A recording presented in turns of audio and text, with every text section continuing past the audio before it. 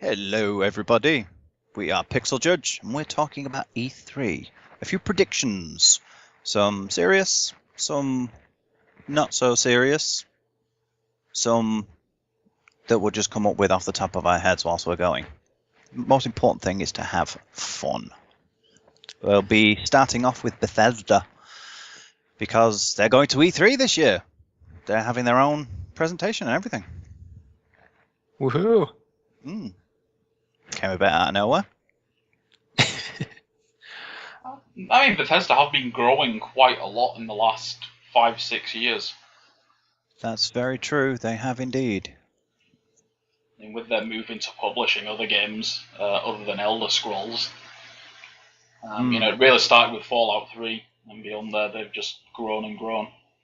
True, but they don't really do much.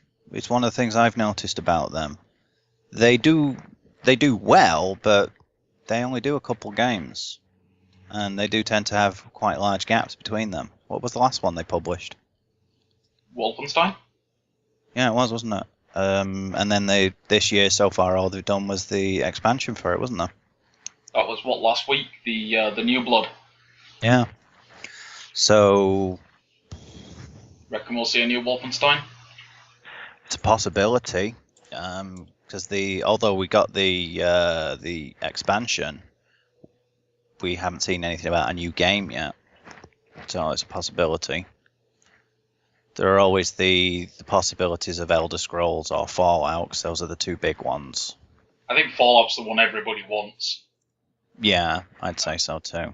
I've seen various Fallout 4 rumours all over the place. I don't know about that. I think the core gamers want Fallout, but as a company, as an industry as a whole, there are a lot more people that are interested in a new Elder Scrolls, or as they call it, Skyrim 2. Yeah, you know what people are like. Because that's had a lot of success outside of Bethesda's core audience. Yeah, still going strong, I think. Huge modding community, all that. Exactly. I won't be happy until the Elder Scrolls goes to Elsewhere. I don't care about anybody else, anywhere else in the Tamriel fiction. Yeah, I think it'd be really cool to see the Khajiit home area. What is it, a country, territory? I don't know, I'm not too familiar. I'm not really that familiar with the Elder Scrolls series. It's never grabbed me the way it seems to have dominated everybody else's lives. Yeah, I find that's the same with me. I'm a little more Fallout. Fallout's never really gotten me either. Oh, no? No, well, the same thing that most people love about those games, the fact that it's the open world and you have all these little bits and pieces all over the place. I'm more interested in a long-running meta-narrative, and their games don't tend to be that. It tends to be a lot of isolated little mini-quests. At least that's the way it's always come across to me. I mean, their main story is a few hours long. I want something that has a big overarching story with a bunch of side quests along the way, rather than it just being a world of little mini-quests all interconnected very loosely, mostly by the fact that they take place in the same place. That's actually a really good point, is with things like the old Fallout and Elder Scrolls games being these isolated quests that you just do for the reward, do you think that'll be influenced by The Witcher 3 and the fact that every quest, even these small side quests, has some kind of story or tie into the world as a whole? I doubt it. That's not the way they've ever really made their games, is it? They do make them as a world of individuality that's all part of one larger concept rather than it being a big story. So I don't think so. They might see some more interconnectivity of it, because a lot of people have complained that even now their stories are still too short. But it works for them. The people that buy their games like that aspect of it. It's just, the only thing I'm saying is that that's the thing that I dislike about it, which is why I never really got into it. I do have a lot of friends who have never finished an Elder Scrolls game, which is amazing considering that Skyrim's story is maybe 4 hours long at most. If you just stick to the main quests.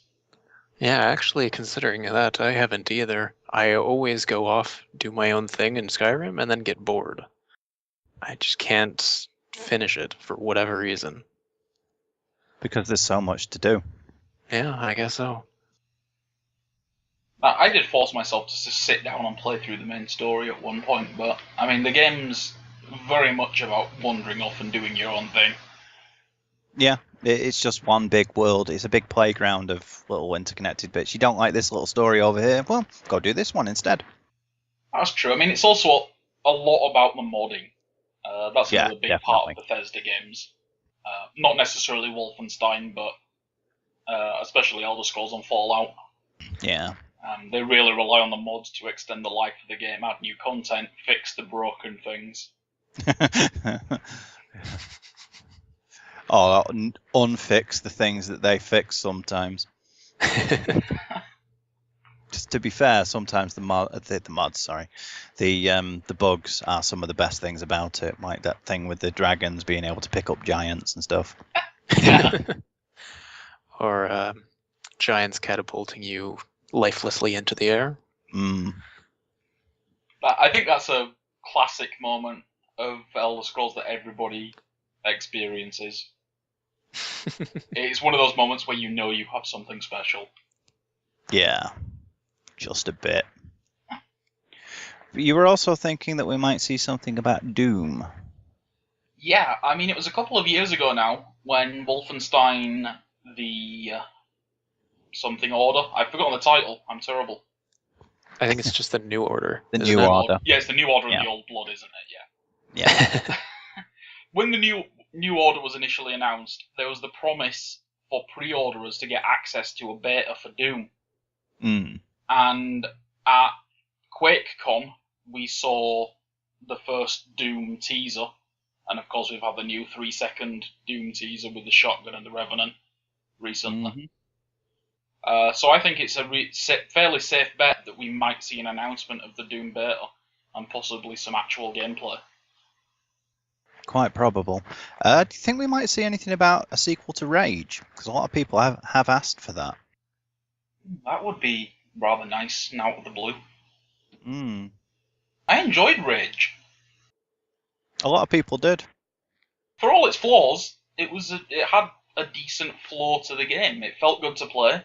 The story kept moving at a decent pace, and it never got bogged down with side quests. There's always the possibility we might see something completely new from them. Ooh, that's true. Which I think is unlikely, but it's a possibility. We did have the Advent surprise today from 2K, so it's possible Very there true. might be something new. Never discount that possibility. But the fact that they're going to be having a presence there means they're going to be talking about something big. I mean, they've got their own conference this year, haven't they? Exactly. So it's not just going to be a case of announcing maybe one game. They're going to be talking about something more than that. Doesn't matter how big a game is. Nobody's ever really going to do a conference for just one game, apart from maybe Activision. I mean, the conferences are typically about an hour long. They're not going to drag one Fallout or, one Doom announcement out for that amount of time. Yeah, No exactly. matter how good it is. So maybe a new id tech. That's probably a safe bet, actually. Maybe we'll get the announcement that there's a new id tech version, and that's what the new Doom will be running on. Judging on that teaser that we got recently, I mean, that was so high detail, but it didn't look like CG. There are enough errors in the footage. For example, you see the rocket go past the Revenant, and the rocket streak actually precedes the rocket by about 3 frames. So it does appear to be running in an game engine. Rather than being pre-rendered. Yeah.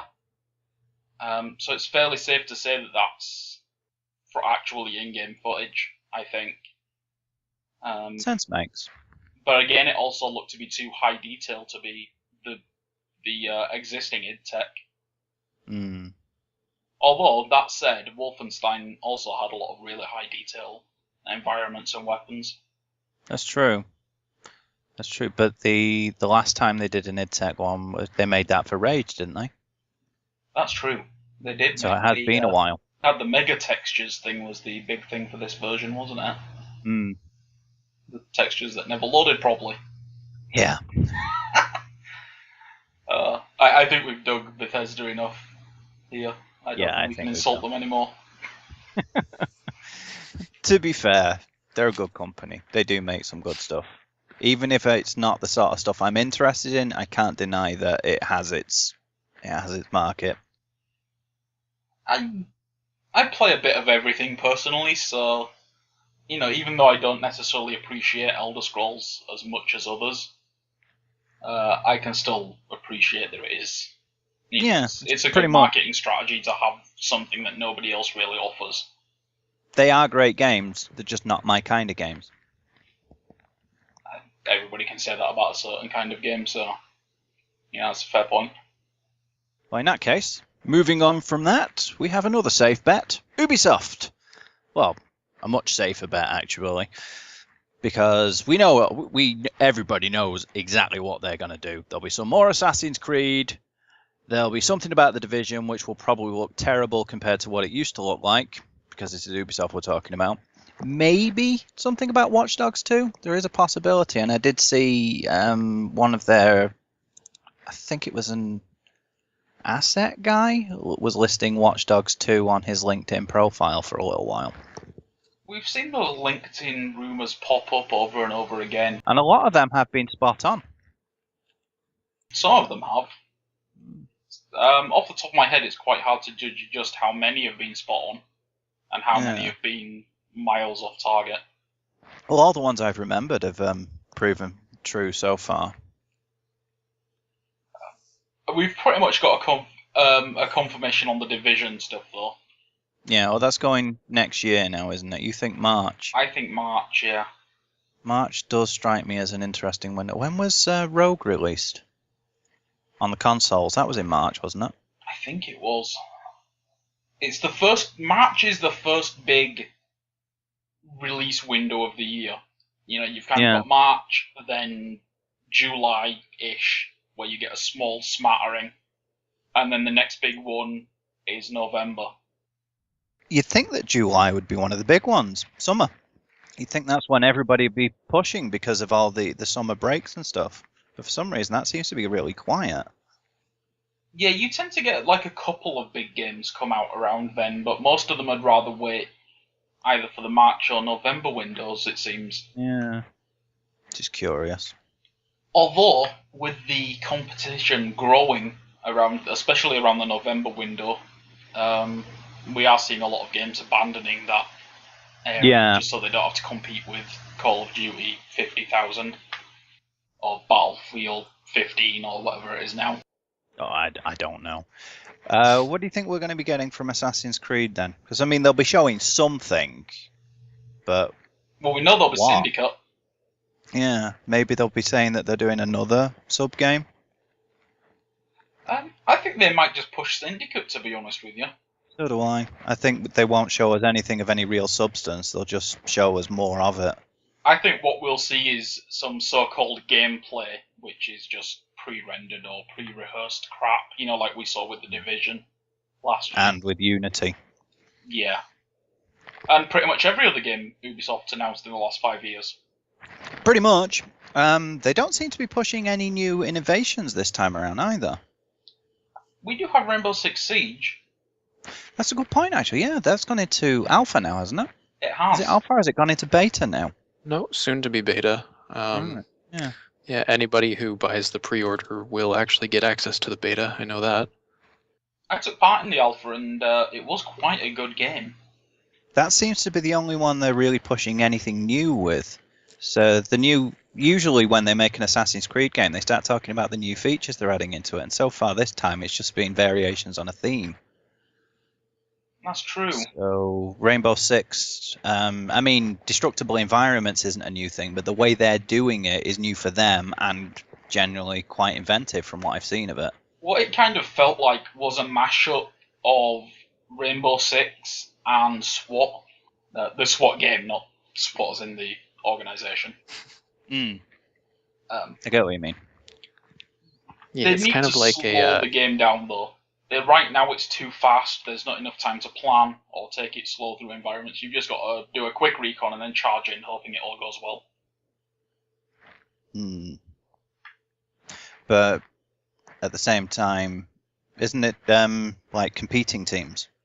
That's right, yeah. There's 5 defenders versus 5 attackers. Yeah, they don't want to let it take too long because the defending team might get bored. Well, a 3-minute match was just too short. Yeah, 3 minutes is definitely too short. But You just finished stapling the door shut and, the enemies were coming through it 2 seconds later. Mm. You barely had time to take up positions or build an adequate defense. You just had to kind of stick up as many defenses in one room as you could, and that was it. I think what they'll probably do then is they'll have left that in more for testing purposes, encouraging people to get through it as quickly as possible. The final game, they'll probably take the time limit out or have it set by the players.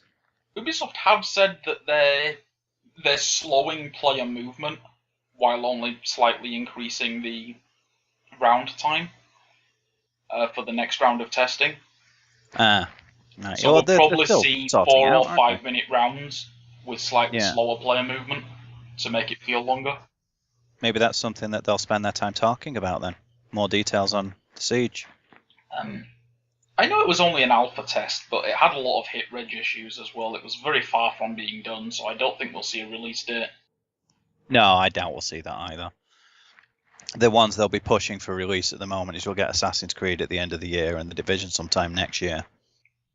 Absolutely. So Siege will be more of talking about that. Will be the one where they start talking about new features they're implementing, won't it?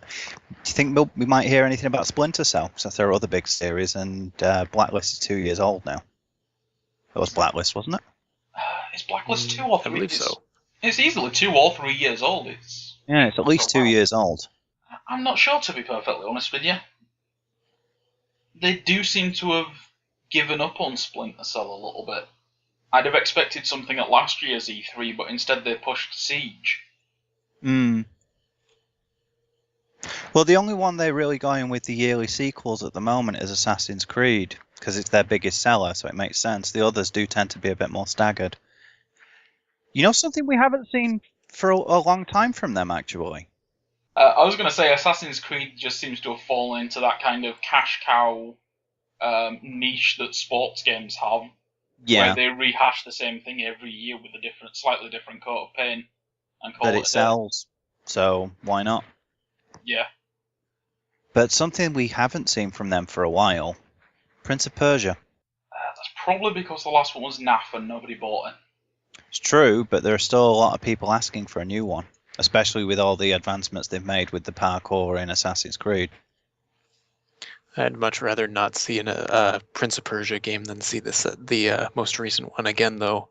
I actually liked it. Yeah? I thought it was a pretty good game.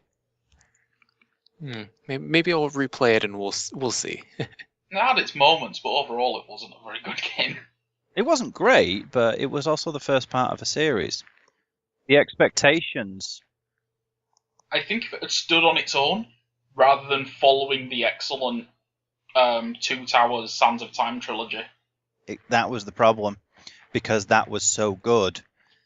There wasn't much they could have done, which is why they went back and they did the Lost Sands, was it? I think that was it. But it has been a long time since they've done anything with that. Speaking of a long time, I live in hope. Make me happy. Beyond Good and Evil 2. Say something about it. I don't care what it is. Just say that it still exists, and I'll be happy. Well, I won't, but, Talk about Beyond Good and Evil 2. I've been waiting for that game for 10 years. I've been waiting for that game for 30 years. I've only been alive for 35. It's been, 4 years now since we saw that original teaser CG? Longer, I think. It's been a long time. I think it's dead, personally. I don't think it'll ever fully die because there are too many people who want it. It's just they're not going to do it until they're sure that they can make a billion sales out of it. I think it might get passed off to one of their smaller art studios. Might go to the Ubi art. Now that I would really like. I'd probably be happy with that, actually. I could probably go for a 2D Beyond Good and Evil game.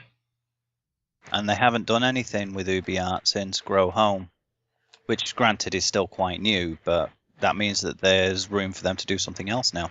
They'll be talking about that. So they do seem to be pushing that. Not massively, not as much as they first intended, but each of the games they've made has sold, it has found its market, and it has earned them money. So there'll be something else about that. Yeah, I really like the Ubi Arts games. Valiant Hearts and Child of Light especially. They're the two big ones for me. I've not played Grow Home yet. Neither have I. I haven't played Child of Light either, but I've loved everything I've seen of it. Child of Light is what every Final Fantasy fan has wanted since Final Fantasy VI, wrapped up in like a childish fairy tale storybook. Didn't they say something about Child of Light 2 not so long ago? I don't actually remember. Or was that a prediction that I saw from somebody else? I know I read something about Child of Light 2, I just don't know whether it was from them or someone else. I'm not sure personally. I'd hate to say yes or no. Think there'll be a new Far Cry? I think that's a hard one to say. Maybe another. How long has it Blood been? Dragon. 2 years, right? Yeah, well, Blood Dragon was last year, I think, wasn't it? No, Far Cry 4 Well, was 4 last was year. after that. Oh, yes, Far Cry 4 was last year. Derp. They've just finished riding the coattails of Far Cry 4's DLC. You know, the season pass is concluded now. We might see another little spin-off then, like... Blood Dragon 2, fingers crossed. Or something along those lines, anyway. Far Cry has such a lot of potential. It's got a gameplay style that you can kind of slap anything involving guns onto it, Yeah, pretty much. and it'll be good. And it's pretty hard to fuck up a Far Cry game. Even Far Cry 2, which was horribly broken, still sold millions. Well, it did have things like going over a sand dune and seeing deer raining from the sky. And cars that were blown up that you could fix with a blowtorch. I think my personal favourite was Forest Fires. That's something I like to see come back to the Far Cry games. Like the prominence of a big new feature like that. Far Cry 4 had flames that could spread, didn't it? Yeah, it did, but I meant like Lately. an actual new big feature. Mm.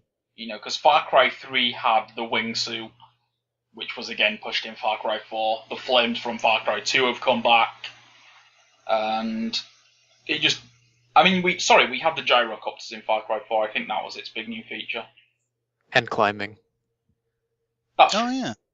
But I'd like to see something as like core to the gameplay as the fire was added in. I'm not quite sure what that would be, but it would be nice to see something like Sure, that. they could think of something.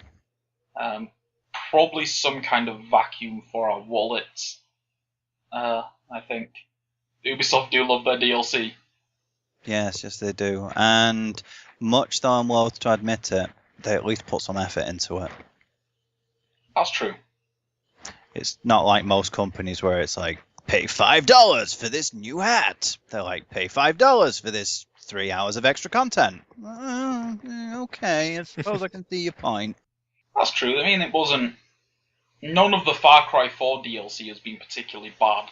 A lot of it wasn't really what the title made you think. Valley of the Yetis being a prime example. There was like 3 Yetis in the entire thing. Technically, it's Valley of the Yetis, but not really.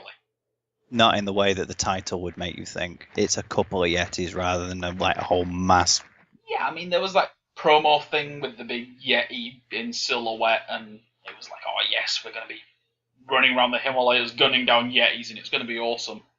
And then, no, it was just gunning down more cultists. They need another DLC to go on top of that then. Be the Yeti. Far Cry 5 Wow. Yeti edition. I'd buy that for $1. That's Just the one. game I'd play. Yeah, that would be fun, actually. Maybe we'll see something like a werewolf in London in the Far Cry style. Oh, now that would be a good idea. Another Blood Dragon style thing. Play as a werewolf instead. That would be pretty cool. I mean, the earlier Far Cry, they had the Instincts thing where you had the special powers and stuff, and they had your tattoos. Was it tattoos in Far Cry 4? Yeah. Yeah, No, and 3.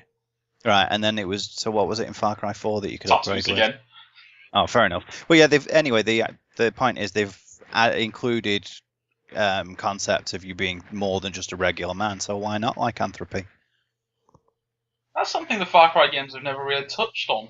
They've had the supernatural aspect quite a lot, but they've never fully let you have superpowers. No reason why they couldn't do, because I mean their last spin-off was like tongue-in-cheek 80s-esque near future stuff. So why not have something with full supernatural? You know, a pastiche of old horror movies, like you said, American Werewolf or vampire things or that kind of stuff. So long as it's like the Bela Lugosi era of vampires. None of this poncy, sparkling crap. I think that'd probably be a bit too tongue-in-cheek, even as an enemy. Well, they could give you the sparkly version where you shine so bright that you blind your enemies. No, I think that's best left to Borderlands. True. Oh, Borderlands. What won't you take a shit on? Like shit's all over itself more than once, so apparently nothing. It's like Borderlands is the Midas touch of shit right now. Yeah. I don't even think Telltale being involved really brought Borderlands back to being a quality franchise. Was it ever intended to be a quality franchise? I'm actually not sure, to be honest with you. I think it was always intended to be stupid fun that you play with a few friends. Well, no, I got that part, but I'm not really sure what Gearbox's original intentions were, whether it was just meant to be a cash grab that ended up being popular, and they ran with it, or whether it was actually meant to be their next big thing. I don't think it was ever intended to be. Yeah. They just saw that it was popular and went with it. Does anybody ever really make something with the intention of it being the biggest thing in the world ever? They make something with the hope of it being that. That's a fair point. Even Ubisoft, when they like to push big new things, their big new things haven't always been as big as they would like us to believe. The first Assassin's Creed wasn't nearly as huge as it was made out to be. Still a big game, but it always felt very much more like a test. And then they refined it a lot with Assassin's Creed 2. I think we should rephrase that slightly, in that their games haven't been as big as they led us to believe. Well, yeah, there's that. AKA the Watch Dogs fiasco. And the Division is already showing some signs of fading a little bit.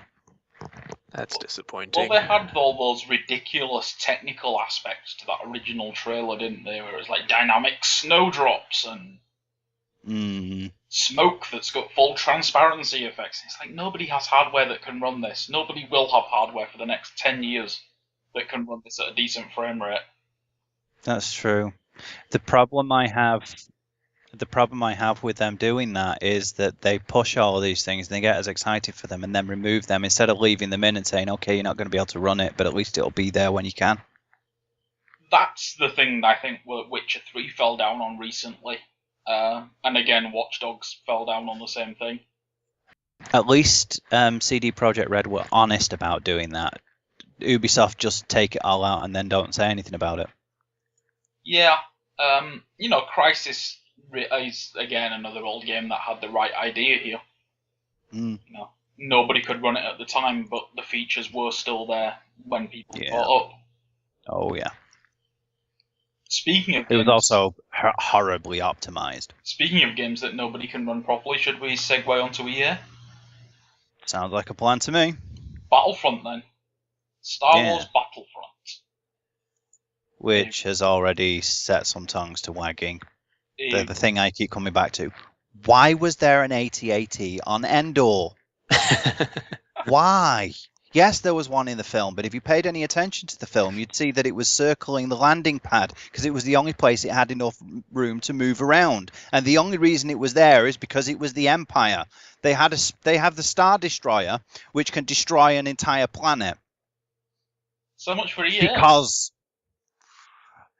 bearing in mind that was the Star Destroyer can actually slag an entire planet in a few minutes. They then built the Death Star, which could destroy it instantly. Why? Because they could. Same thing with the AT-ATs. They didn't have them deployed in the woods because there wasn't enough room for them to move around. That's why they sent the AT-STs instead. I'm very much getting a feeling of because they could from Battlefront, to be honest with you. True. It seems like they're just going, look, our Frostbite engine can do something other than gritty Modern Warfare shooters. I think it was more they included it in that totally real gameplay stuff just because they knew that people would want to see AT-ATs. To be fair, it does sound like a lot of the features from Battlefront 2 are carrying over. Things like getting to be heroes as a power-up. Yeah, they did push that a lot. The thing that bothers me is that I saw some of the early stuff for Battlefront 3, and they were originally planning to have conjoined maps where you could go from space to the ground, and they're not bringing that back. They've already said that they won't do that, and I think that's stupid. That raises a good point, actually, because we don't have any space combat according to what they've said so far. They've mentioned that they might include it later as an overpriced DLC. Why does that not surprise me? At least they've finally gotten over microtransactions, but they're talking about having, 8 maps? I think it was 12 at last count. That's still not many. They gave out the very vague, there will be more than 2 maps per planet, and there'll be 3 or 4 planets. So, honestly, I'm feeling like this is going to be a Battlefield Hardline scenario, where technically each game mode's counted as its own map. Oh. You know, we'll have like one map for Team Deathmatch, one map for Conquest, and they'll count as each individual things, even though they share the same space, just with different objective points. That could just be my cynicism talking, but This is EA we're talking about. yeah, that's where I was going to go with that. They've shown themselves to do things like that repeatedly in the past. You reckon we'll see the Battlefront beta? At E3? Yeah. They were talking about having a beta soon, so quite possibly. Question is, will it even come to PC? That is concerning. We have seen PC betas for their last couple of games, but we all know that. But they were ones that were built with PC in mind. Battlefield mostly. Well, I don't know. DICE especially really push the console market these days. Yeah, which is disturbing because they used to be big on PC, didn't they? Didn't we see a Battlefield game, or Battlefront on PC at some point? Yeah, Battlefront's been on PC. Okay. It's just EA have always been more console focused. Yeah. Especially DICE lately. I mean, their last 3 games have been very console focused. Not entirely console focused, but it's been there. Speaking of which, do you think we'll see anything new on Battlefield? Battlefield 5 maybe? Because Hardline came a bit later than usual, but they were looking at moving it to a yearly release schedule, and they did keep it up for a little while. I think Battlefront might be this year's Battlefield. It's not a bad idea, actually. That said, we also have no evidence that it'll actually be revealed this year. It'll actually be revealed. We have no evidence that it'll actually be released this year. I don't think it will be released. Wait, hang on. No, they did say that they were going to release it just before the new film, November. Okay. So they wanted to tie it in with that. In fact, they said that there'd be a new map released gratis for everybody at the end of the year to tie in with the new film. So they're planning on having the game released before then. So the real question is, how broken will it be? Any predictions on what the map will be? It's something to do with the Battle of... I can't remember what it was called, but have you seen the trailer for the film? I haven't. There's a scene where it shows this desert place with a crashed Star Destroyer in the distance, and it's going to be set on that place, Battle of John something, which is something that takes place 30 years before the film, but will be referenced a lot in the film. So it's immediately after the fall of the Empire. I wonder if it'll come with a bonus DLC hero where you can play as wrinkly Han Solo. Possibly. Well, no, because it'll be set 30 years before as well. It'll be set immediately after the Empire Strikes Return of the Jedi. So it might have Solo in it, I suppose, but it's more likely it'll have that new Sith Lord with the lightsaber hilt that everybody went bananas about. People made a lot of fuss out of that, didn't they? So I heard. It's ridiculous. On first thought, it looks stupid, but when you think about it, the only thing that blocks a lightsaber beam is another lightsaber beam. So Exactly. having a beam crossguard is. The thing they should have been making a big deal about is the fact that we have a black stormtrooper, because the Empire was racist. That's in canon. They were racist and sexist. So in canon, yeah, it is weird that they have a black stormtrooper. Not impossible, but it's something that is going to need some explanation. I don't think he'd have got a lot of respect. Exactly. In canon, but obviously. But then again, this is supposed to be set 30 years after, so is he a stormtrooper or is he New Republic wearing similar armor? Good point. But that's a conversation for another time. That's more to do with the film. Let's rapidly jump over to something else space-based then, with Mass Effect 4. Mass Effect, Mirror's Edge. Anything else? I think we'll get a lot from Mass Effect, because that's on its way soon. Do you think we'll get a release for that this year? I think we will. I think we're really going to see a big push for Mass Effect at the year's conference. But do you think it'll actually be releasing this year with Battlefront coming? Will they be releasing it now, or do you think they'll push that back to next year? I don't think it'll come out this year, but I think we'll probably get a release date announcement this year. I think we're going to get it summer. It just feels like a summer game to me. It does. It very much feels like it might come out March, July kind of way next year. But with Need for Speed also on it, then again, Need for Speed has its own very niche market, doesn't it? So that could come out anytime. That's probably going to be the end. Well, we've only just got the teaser for that, so that's probably going to be next year as well. Does Need for Speed even have a market anymore? It still sells. I mean, the last game was terrible. Saying it's terrible, is it really a terrible game because there was no difference between the mobile/tablet version of a game and the PC version? It depends. Did it work and was it playable? I mean, they're both perfectly playable. It just wasn't necessarily the game people thought it was going to be. I think Need for Speed Underground and Undercover are the games that the entire series is judged by at this point, because they're the peaks. Yeah, it's fair enough. And when we got something like Hot Pursuit, which was just, let's face it, it was Star Fox with cars and not nearly half as fun. We kind of got jammed on that one-line road. I don't even think there were any circuit races in Hot Pursuit. I think we're going to get Need for Speed at the end of the year.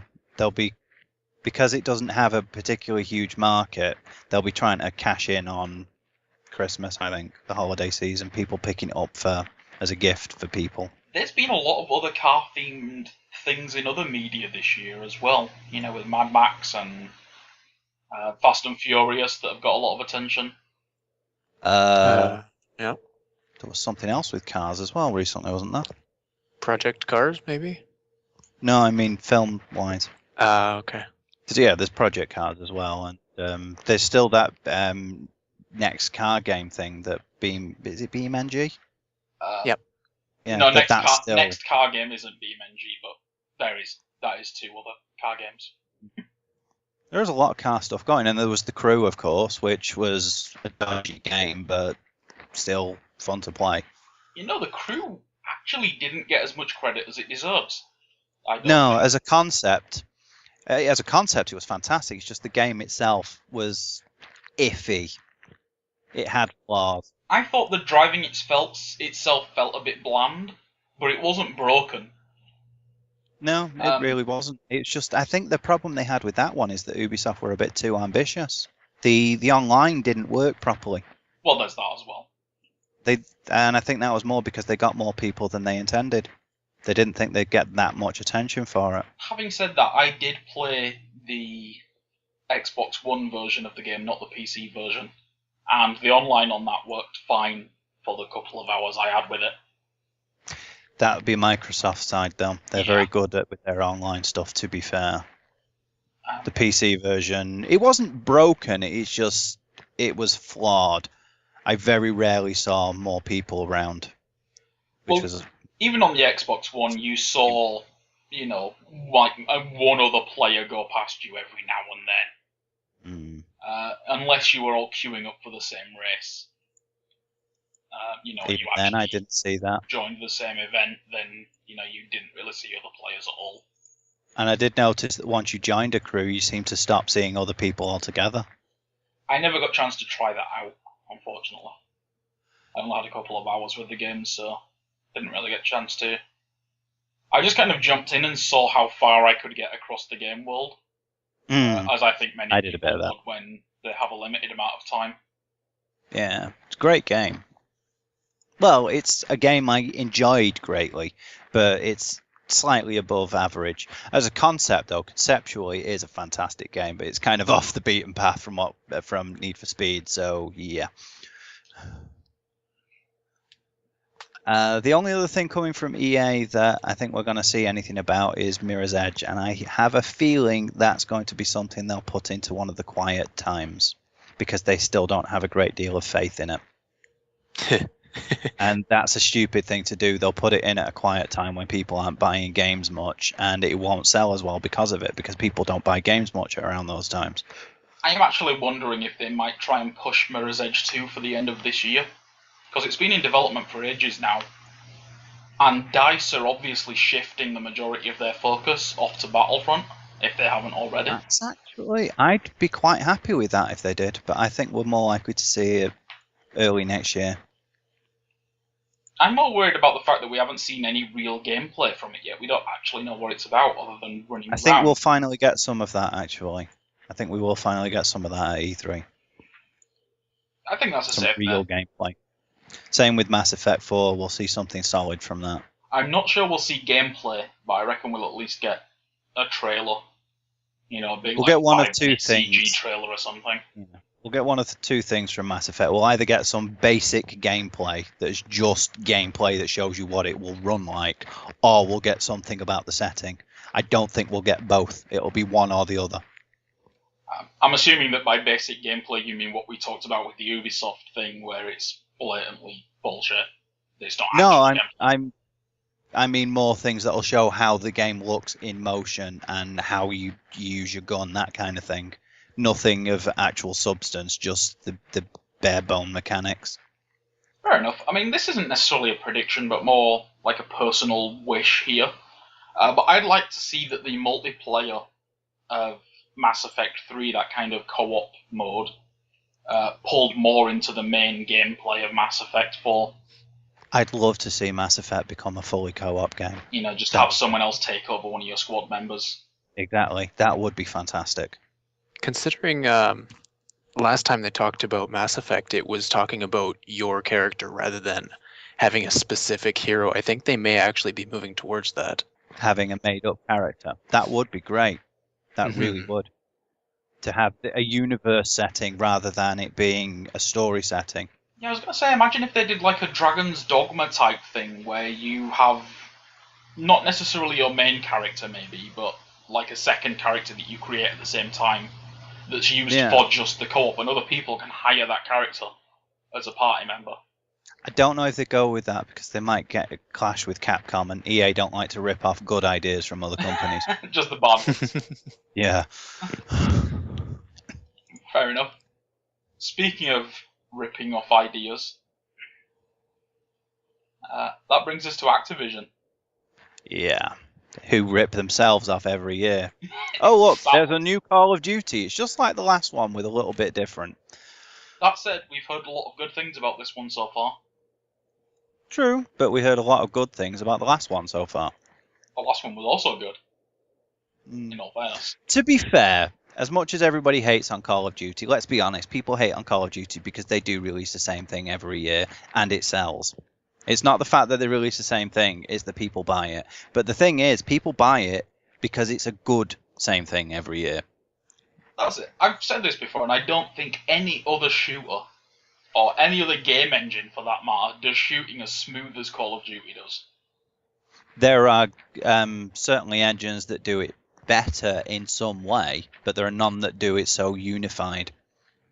Yeah, it's just There are none that are so fluid. It works. Everything about it works. Whereas you might get another one where the guns feel a lot more responsive, and they feel the way they're supposed to, but then maybe the movement won't be as good, or something where you can move great, but the firing is terrible. yeah, Call of Duty really strikes that balance between everything. And that's going to be more important than ever with them promising 4-player co-op campaign. And they do have really great level design for the type of gameplay that they have. That said, their levels are always quite small. Even the larger ones are still quite linear. But it's a very fast-paced game. It's not the sort of one where you pick up a position and you hold it down. It's more about run-and-gun gameplay. So having a big map just means more time spent getting into the action. They want everybody involved and shooting all the time anyway. It does make me wonder, though, if they've anticipated that sticking 4 players into the same campaign needs a bigger map. You know, you can't. Obviously, it needs. I think anybody, even an idiot, could see that it needs a slightly bigger map. But whether they'll get it big enough or too big, I'm not sure. And I think that's what we might see when they show off Black Ops 3. Either that, or I'll make the safe prediction and say that we'll just see multiplayer footage. We'll see something about the story, because they're in a position now where they can't do a game without story, even though they know everybody just buys it for the multiplayer. People still expect the story to be there, so we'll see something from it. I think I'm the exception to the rule there in that I buy it solely for the single player. There are some. If they put dedicated servers in, I'd play the multiplayer. I love it. But the thing is, even the people who buy it solely for the multiplayer, they still want to know about the setting. Because although the story mode might not have much to do with the multiplayer, it informs the setting of the multiplayer at least. I think enough gamers have been bitten on the arse by now by their net connection going down or their Xbox Live subscription running out or something like that they don't get access to the multiplayer portion, and so they just want that single player portion as a backup. True enough. Essentially. Do you think they'll have dedicated servers this time? Not a chance. No, neither do I. Because even though people piss and moan and bitch and whine about the fact that they don't have them, they still sell 22 billion copies. I think they still make most of their sales on the consoles as well, where dedicated servers don't matter. They make most of their sales on the DLC. What else do you think we'll be getting from Activision then? Something about Guitar Hero, which was actually quite surprising that they decided to bring that back. Not sure how I feel about it either. I enjoyed it while it was around, but I haven't missed it. I think we've grown past Guitar Hero. We've just sort of matured past it, personally. Yeah, so do I. But the teenage audience is still there. Yeah, I do think it'll sell. It'll sell reasonably well. Because it's had a break, it'll be kind of a novelty now. I don't think it's going to be anything we'll want to pick up as more mature gamers. It depends on the music they put on it, really. Yeah, I mean, rock music hasn't been something that's been very prominent lately. And Guitar Hero was really sold on the strength of its rock music for the first few games. And not having that, I think, will just harm it. They'll probably have to go for a more pop, mainstream kind of thing with the content. That's how SingStar keeps going, isn't it? Because they do the pop music and it's just singing. Yeah, I've no experience with those games personally, but I think latching onto the pop market is probably going to be the way they'll have to go just to make their money back, essentially. Yeah, pretty much. Maybe some rap stuff as well, but how do you get guitars into that? That's a fair point. Epic solos, obviously. They could always go for the folk music aspect, I suppose. Country and Western. Or Chat Pop, have a bit of rapping Oh, overlaid with ukulele. Chap Hop, that would be awesome. I'd buy that for $1. I'd buy Guitar Hero Chat Pop as well, but Oh yeah, that would be amazing. We're giving them ideas now. You know they're going to secretly listen to this, and the next one will be like Dr. Elemental. It's an untapped market. It is. Even if it was just DLC, I might be tempted to buy it. And it has lasted a lot longer than people seem to realise, the whole chat pop stuff.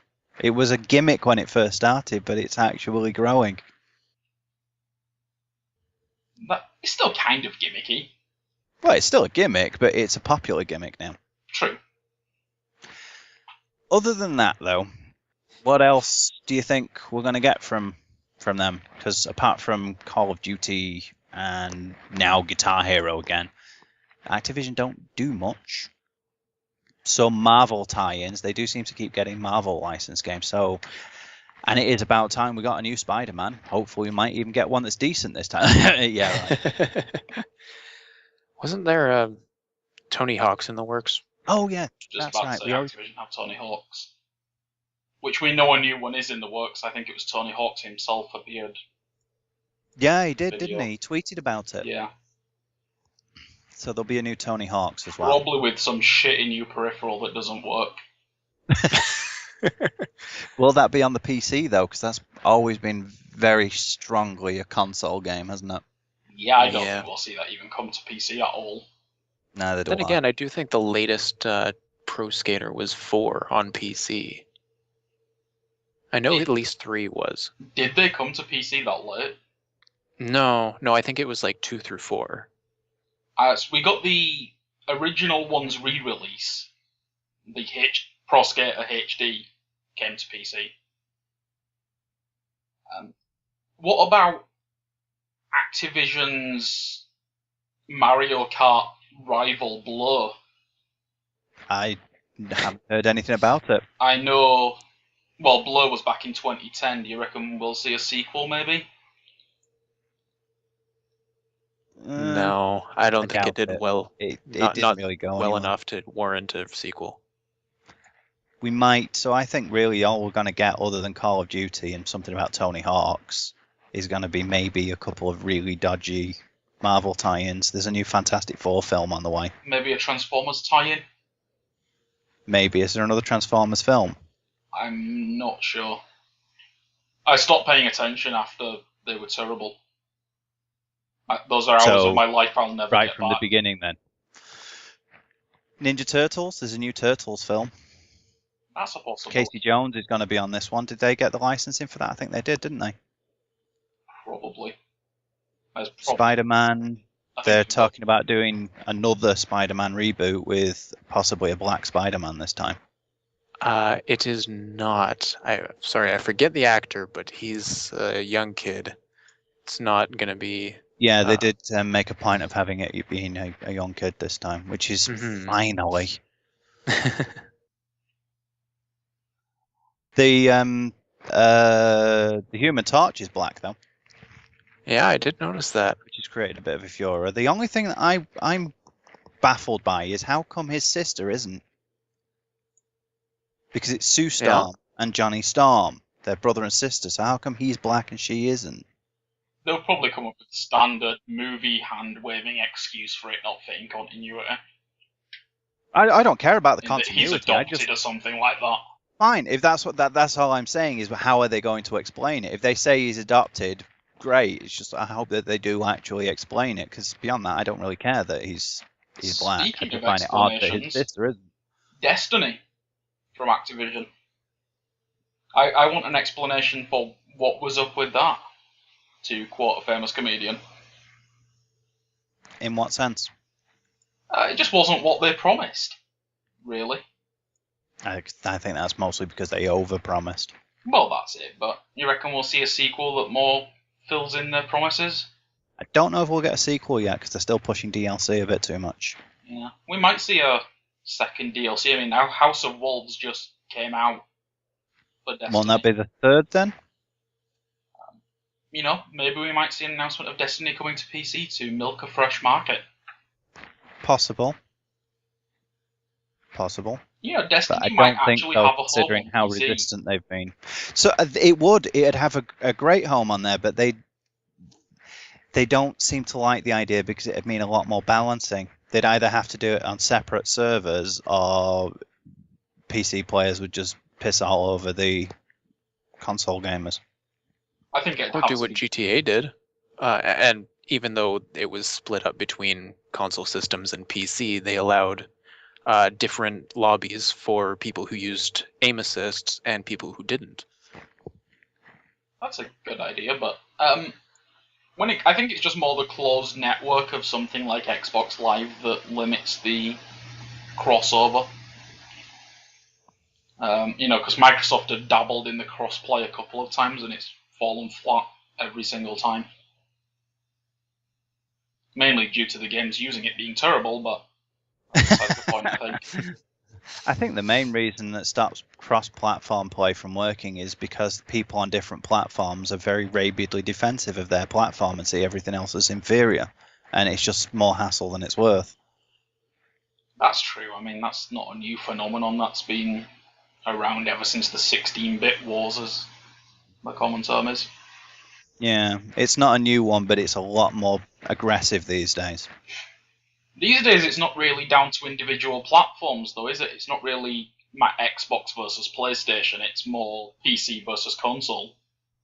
Yeah, there is that happening. I mean, I knew a guy who played Dust 514, which did have some mouse and keyboard stuff, and he said you could always tell when people were using a mouse and keyboard, and it gives them a ridiculous advantage because you can turn so much faster and that kind of thing. Yeah, I mean, I've had this discussion with Simon the other day, actually, in that it's just the difference in the way you aim with analog sticks versus with a mouse. Because with a mouse, all your aiming movement is done with that one hand, just the look controls. Whereas with a joypad in your hand, all that aiming is done between movement and the look controls. Yeah. Movement's your fine adjustment of aiming, whereas the actual look controls are just going to get you in the right area. Yeah. You're also limited by the input as well, and with a mouse you can move. It's based more on how quickly you can move it. That's true. Whereas with an analog stick, it has an inherent limit built into it because there are only so many layers of sensitivity that it can include. Speaking of console and PC crossovers, we have another segue. Yes, Microsoft and Windows 10 and how it will be so amazing for PC gamers being able to play the Xbox One on the PC. Not necessarily a bad thing. Not necessarily a bad thing, but they're going on about how much they love PC again, and all they'll be doing is trying to get us to buy the Xbox again. You think we'll actually see Windows 10 shown off at E3 though? Especially since it's supposed to be a gamer's operating system. That is quite a strong possibility because they've released test builds of it now and people have been using it for more than a year. Yeah, I think. Seen a bit of footage of it tying into the Xbox One systems quite well. You can see friends list and send messages to people on Xbox Live and stuff like that. Which is not bad stuff at all. I just wish they would put some more actual work into the PC, not into integrating the PC with the Xbox. Because that's what they're doing. They're not integrating the Xbox to the PC. They're trying to integrate us to it. That's true. As someone who owns an Xbox One, I don't really care, to be honest. It's just another section of games that I can play from my PC. We will definitely, I think, hear a lot more about DirectX 12. Speaking of Microsoft. Yeah, that must be a huge selling point for 10. Has to be. Has to be. I don't have the name of who gave us the prediction. I think it might have been you, actually, Jordan. We might see the same gimmick that Halo 2 tried. Oh, yes. A new Halo that only runs on Windows 10. Yeah, seeing, I don't know, Halo Master Chief Collection or Halo 5 come to PC, but only running on Windows 10. Yeah, and I expect, unless they force DirectX 12, that it will be easily reverted back to 8. And 7. A lot Yeah, of people still that use too. Windows 7. Keep forgetting about that. I upgraded and haven't looked back. Yeah. From what I remember from the last Steam thing, they said that almost 50% of their users are still on Windows 7. Oh, really? Okay. Well, Because Windows 8 is great if you want it for a more versatile Windows. It's a bit, and still has some lingering issues with getting games to work. So a lot of people have just stuck with Windows 7. do you have any examples of that? Because I have actually not run into a single compatibility issue. Not so much anymore. There was something to do with the mouse not working in certain games properly. It's a lot Okay. less now. Since Windows 8.1, they've fixed almost all of it. But it's the same thing you get with like how Crysis still won't run properly on Windows 7 64-bit because Crysis. Really? Despite being one I of the never had an first issue games to either. natively support 64-bit. The easiest solution to it is, stupidly enough, to set it to run in DX9. That fixes all the problems for almost everybody. Because Crysis. While we're on the topic of DirectX 12, we recently saw the Which Chapter Zero Cry tech demo running on DirectX 12 from Square Enix. Didn't actually impress me nearly as much as it was supposed to. It looks good, but I don't really see anything new in there. They kept trying to make out that things were new, and it wasn't. It was just better, more streamlined versions of stuff we already have. It reminded me of Sony and brand new features nobody's ever seen before. You can press a button and change your weapons on the fly. 'Cause it's not like I was doing that on the bleeding Mega Drive or anything. Not my point, but sure. My point was going to be, do you think we'll see Final Fantasy 15 coming to PC because of that tech demo being DirectX 12? Yes, but not because of that tech demo, and I don't think we'll see it now. I think they're going to push that as being a big. They're trying to make that their big push for for console gaming, and I don't think it's going to work the way it was because the gap between console and PC is larger than it's ever been before because these new consoles are just the old ones with more RAM. Well, no, I mean, there's the entire architecture change. But the architecture, yeah, but as far as the actual power behind it, it's all they've really done is add more RAM.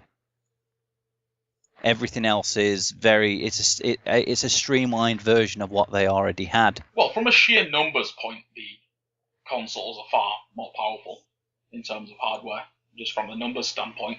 But they're also running a lot more crap, like, the Windows 10 Xbox One thing. Mm.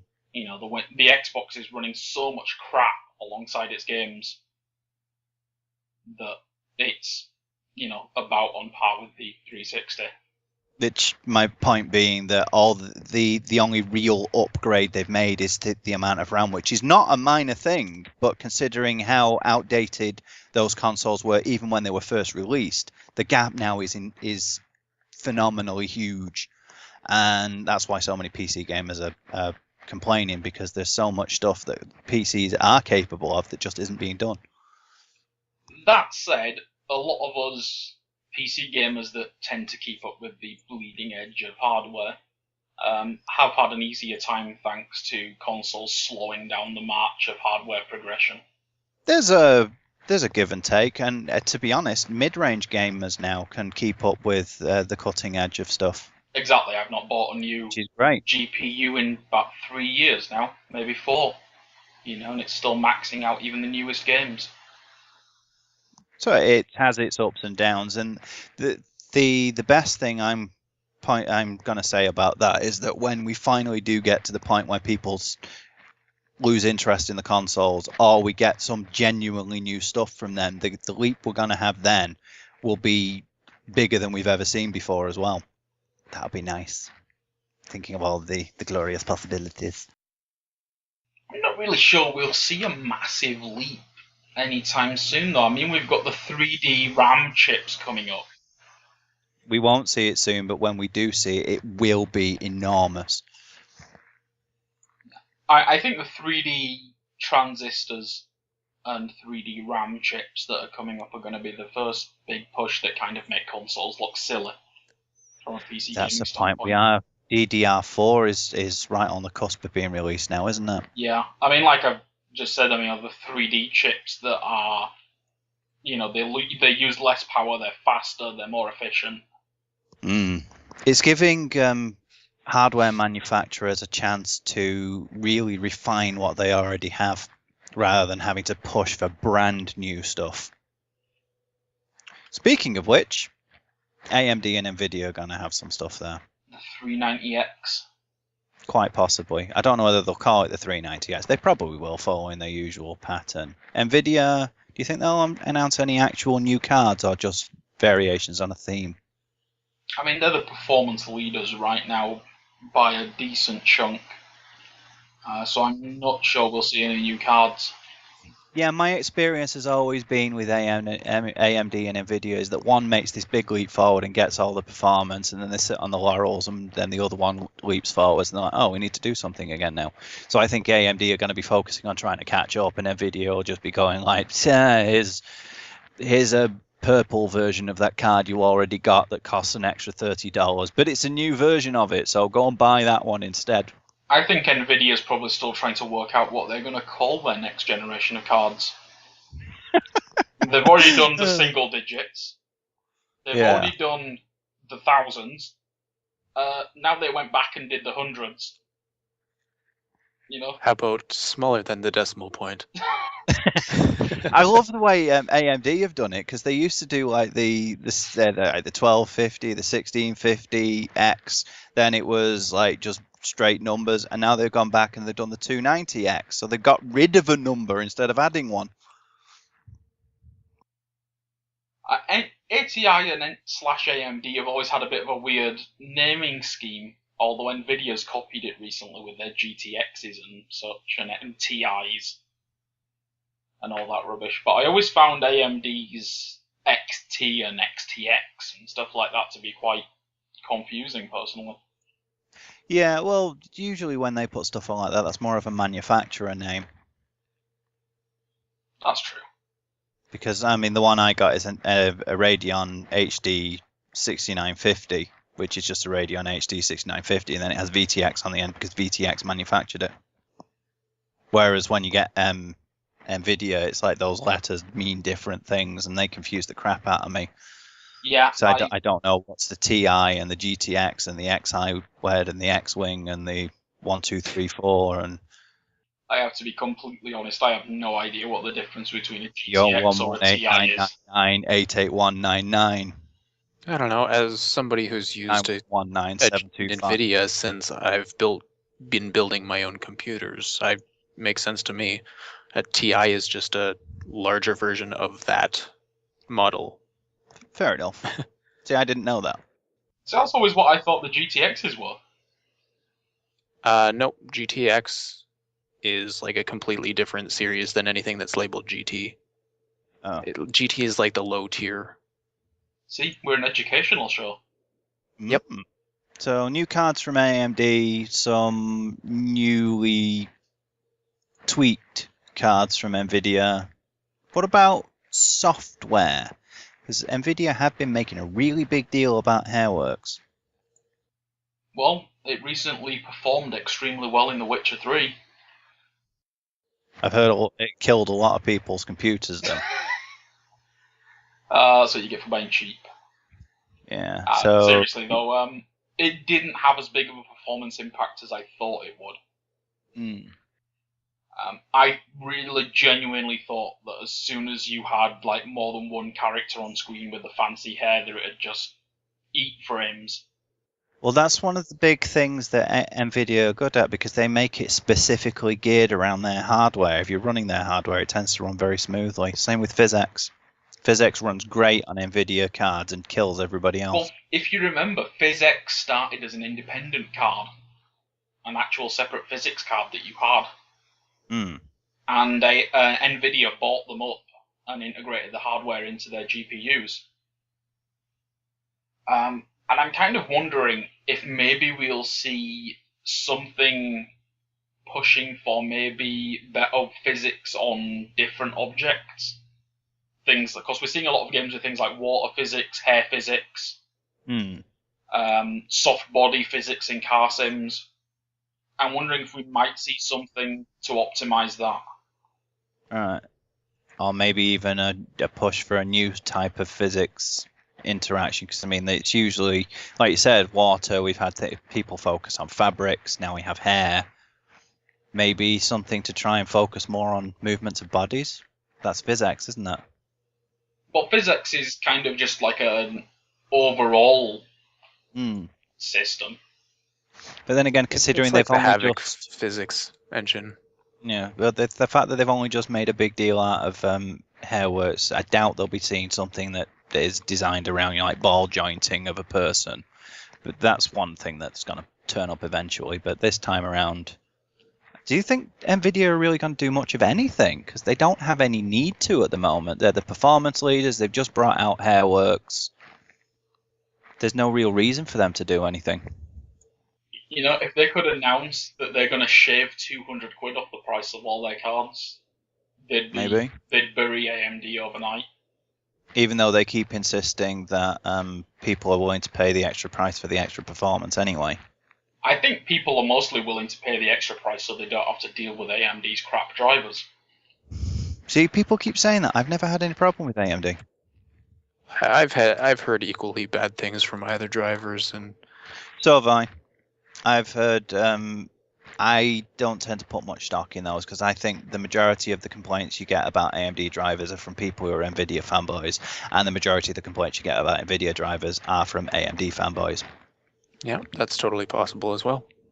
Because the only real problem I ever had with an NVIDIA card was one card I got that wasn't as this will give you an idea of how long ago it was. I was playing Knights of the Old Republic, and the older AMD card I got was running it maxed out, whereas the NVIDIA card, which was supposedly listed as one of the recommended cards for the game, I was getting a frame rate of 9. Ugh.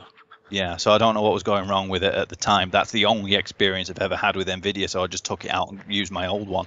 Well, I tried to, except my new motherboard was PCI, and the old my graphics card was AGP, so I went and bought a new graphics card, and I've stuck with AMD ever since, just because I've gotten used to them.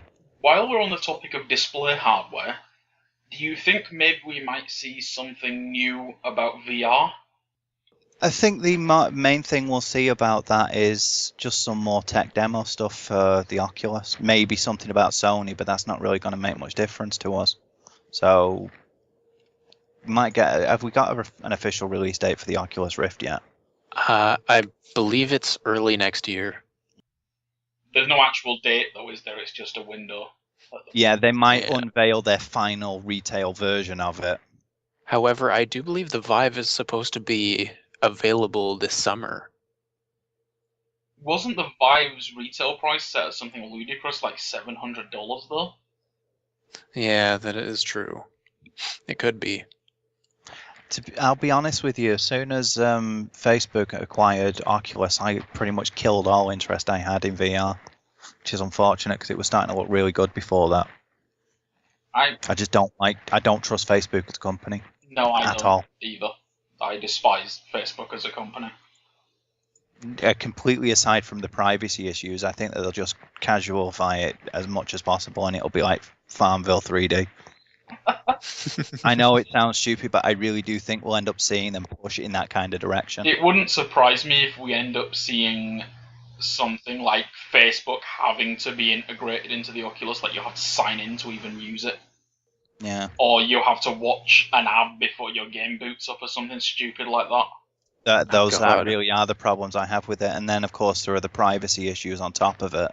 Not to mention probably data mining the types of games you play and what you do in them to generate ads specified for you. Yeah, that's really what it comes down to, is just the concerns of Facebook as a company and their practices, which killed all my interest. They have no ethics whatsoever. They're only interested in making money. The Vive, on the other hand, just because Facebook isn't involved, I might be more interested, but the price is too high. You can't set hardware, especially a peripheral, at a price point that high and expect people to buy it. No. Then again, you should see some racing wheels out there. True, but they have a very niche market, don't they? You could argue yes. that VR is going to end up finding its own niche market, actually. It'll end up being a niche. At the moment, they're pushing it like it's going to be the next. That it's going to be the next big thing in the universe, which it had the potential to be before Facebook got involved. You know, if they actually ended up like Vive, for example, ended up partnering with graphics card providers to ship a Vive with every graphics card. Or a graphics card with every Vive. Yes, but then you get exactly what we have with consoles. You get somebody choosing very heavily nVidia over AMD or AMD over nVidia. We have that already. Yeah, I know, but then we it just reinforces that. And that's something that we want to remove, isn't it? That's true, in but an I ideal mean, world, it is something we want to remove, but it's the sort of decision that unfortunately it does make money. That kind of thing well, not does. just that, but we have AMD and nVidia always kind of copy each other in leaps. So if, for example, nVidia started bundling VR headsets with their hardware, then AMD would start copying, the next 6 months they'd start doing it as well. Yeah, they just find an alternate Supplier, yeah. producer. And I really don't think VR will become mainstream unless it starts getting bundled with our hardware. Yeah, that's a very good point. Either that or gets a very low price point. I'd probably pick one up for about £100. I know that's probably setting it ridiculously low, but most people would. I already wear glasses. I've already got a quality screen. You know, one thing that actually could really work for VR. One peripheral that gamers do pay a lot of money for. Gaming headsets. If they started getting gaming headsets with the VR built in, that would work. Doesn't the Oculus Rift have built-in? It does, and I know they're trying to build towards it and really integrate with it, but I don't like it. The lack of customizability scares me. Well, I don't mean necessarily having it headset built in, but if a headset manufacturer teamed up with them to give you both, because people will pay a lot of money for really high quality headphones. If you then said that you can get the VR glasses to go with it as like an extra thing, that could really help cement VR as a big part of PC gaming. Speaking of peripheral manufacturers teaming up with VR, I think not necessarily this year, but maybe next year or the year after, we might see people like Razer or Cytec jumping on the bandwagon and bundling. You get like mouse and keyboard bundles now. Yeah. Just bundling it all together like that. But the biggest peripheral that I know that PC gamers like to pay for is headphones. So they have throwing in even if it's an iffy VR headset with that would at least get it into the hands of a lot of gamers a lot more readily than selling it on its own or even selling it with a graphics card, because the people who are going to buy the kind of graphics cards that would be able to afford to bundle that at no further cost are the kind of people that are getting the high end stuff, not the majority of the user base. Because as much as we like to make out that PC gamers are all like uber graphics snobs, the majority of them are in the mid-range area. That's true. Very few PC gamers actually bother with buying the newest graphics hardware. Because most of us know that you don't need it. Well, that's it. I mean, especially in the last 10 years, we've really seen mid-range, like £150 graphics cards performing just as well in games. Steam's had a lot to do with that, if you ask me, giving people access to older games. Consoles have had for newer stuff, yeah, but as an industry as a whole, Steam is the one that's really enabled mid-range gaming to be the biggest market, because they have so many older games that you can get at such stupidly low prices. That's true. Steam sales, and they just bring in people that that have no interest in games. They'll look at it and they'll say, "Oh, this game's £2. I might as well get it." You know. That's true. You know, there's not that feeling of being gypped if your game PC can't run the game perfectly as well. You know, if you've got a 5-year-old PC or whatever, or if you buy the game in a sale. Yeah, even if it's a newer game, but there are so many people with PCs that aren't really that interested in games, partly because of the cost and partly because of how complicated they seem. And then they'll hear about something like, I don't know, maybe they'll hear about Pony World 3 being on sale for £1, and they'll be like, oh, it cost me nothing to get my Steam account. I can play that game. And then they'll once you're on Steam, well, there you go. Price is an important thing I think we should maybe touch on. Is we're going to see a lot of prices flashed around at E3 for games that get release dates. Mm. And do you think they're going to go up even more? Because they're already ludicrous. I haven't bought a console game in a year at least, just because the prices are ludicrous now. And on a moral standpoint, I've drawn the line and I won't buy them. The consoles are more than a year old now, aren't they? Yeah. Yeah, which means the prices are about the point where they'd start going back down. This happens with every console generation. The prices are always high at the beginning. We're seeing new PC game prices rise as well. You know, we've seen 50 quid for The Witcher. From some of the bigger publishers, that is happening. Do you think we're going to continue to see that for PC releases? Unfortunately, I think we will, and I don't think it's all bad. Companies like Ubisoft charging more for their games, they're doing it solely because they know people are going to buy it anyway. Somebody like CD Projekt Red, they're charging that much because it's an enormous game and it costs them so much to make. That's true. I mean, I didn't even pay full price for Witcher 3. I got it for 20 quid, but... Well, there's also the fact that there are so many options, so many places where you can get them cheaper, even when they do put their prices up, that it's not as big of a deal. That's true. I mean, if I'd been forced to buy it at full price, I absolutely wouldn't have got it on release day. I'd still be waiting for it in, you know, the winter sale or something like that on Steam. But I mean, inflation is obviously part of it. You know, prices will rise to some degree constantly. And it has been a long time since we've seen a major increase in cost of PC games. In fact, they've gone down for a while. They've been significantly cheaper than anywhere else. That said, recently we have had various big companies, I think this actually came out of Ubisoft, where they were saying that sales on Steam cheapen their IPs. Yeah, I'm not so convinced. You know, if anything, I'd rather have, personally, I'm not a businessman here, so this is probably stupid, I'd rather have 1 million sales and satisfied customers at a 5 quid price point than 100,000 sales of moderately satisfied customers. You know, yeah, exactly. 20 quid. 20 quid for a game these days is laughable. Off on a tangent. So, coming back to hardware, I'd like to go on a rather unusual little tangent here, because I think that PC gamers should be keeping an eye on Nintendo this year, who I know they said they weren't going to be at E3, but I have a feeling that something's going to be coming out around the same time as E3. Maybe they'll do it on Nintendo Direct, or maybe it'll just be a press release. But the stuff with them talking about their mobile game, because they specified not handheld, mobile, as in mobile phones, which sounds a bit weird to me because, well, they're putting their games on mobile devices, but mobile phones are practically tablets these days, and the thing is, tablets are practically PCs. So... Conspiracy. No, I don't think it's a conspiracy. It's just the way the technology is all coming together now. Mobiles are starting to run...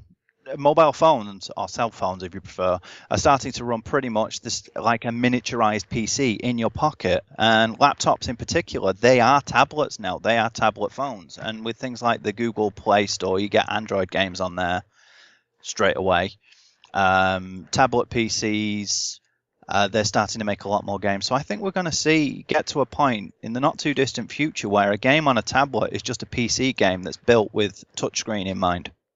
So it's not going to be mobile games and PC games anymore. It'll just be games that are made with a touchscreen in mind. And with Nintendo pushing towards that, I think there's a very real possibility of us seeing Nintendo IPs playable on PCs.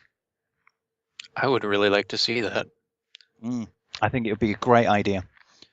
We touched on this earlier with Need for Speed. When I was talking about the PC and Android version essentially being the same thing, with very little difference. And that might not be a bad thing, because we've seen a lot of quality Android games recently that have been designed with Android in mind, that have come to PC and maybe been slightly better just because they're on a bigger screen. The technology in mobile devices now is not nearly as far behind as it used to be, and people have cottoned onto that fact. We're not talking about Snake anymore. People can make fully functioning games on a mobile device. There's a Final Fantasy being built for mobiles that looks as good as Final Fantasy 13, which isn't a phenomenal looking game, but it's certainly not a bad one. There's been Chaos Rings from Square as well. There's been...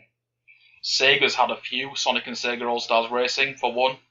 I think it was Galaxian Remastered or something like that they had as well. Stuff happening. Hell of a lot of stuff. Yeah, I don't think it's that far-fetched. I don't think we'll necessarily see Nintendo's core games. Like, I don't think we'll see Mario 7 or whatever it is now on PC.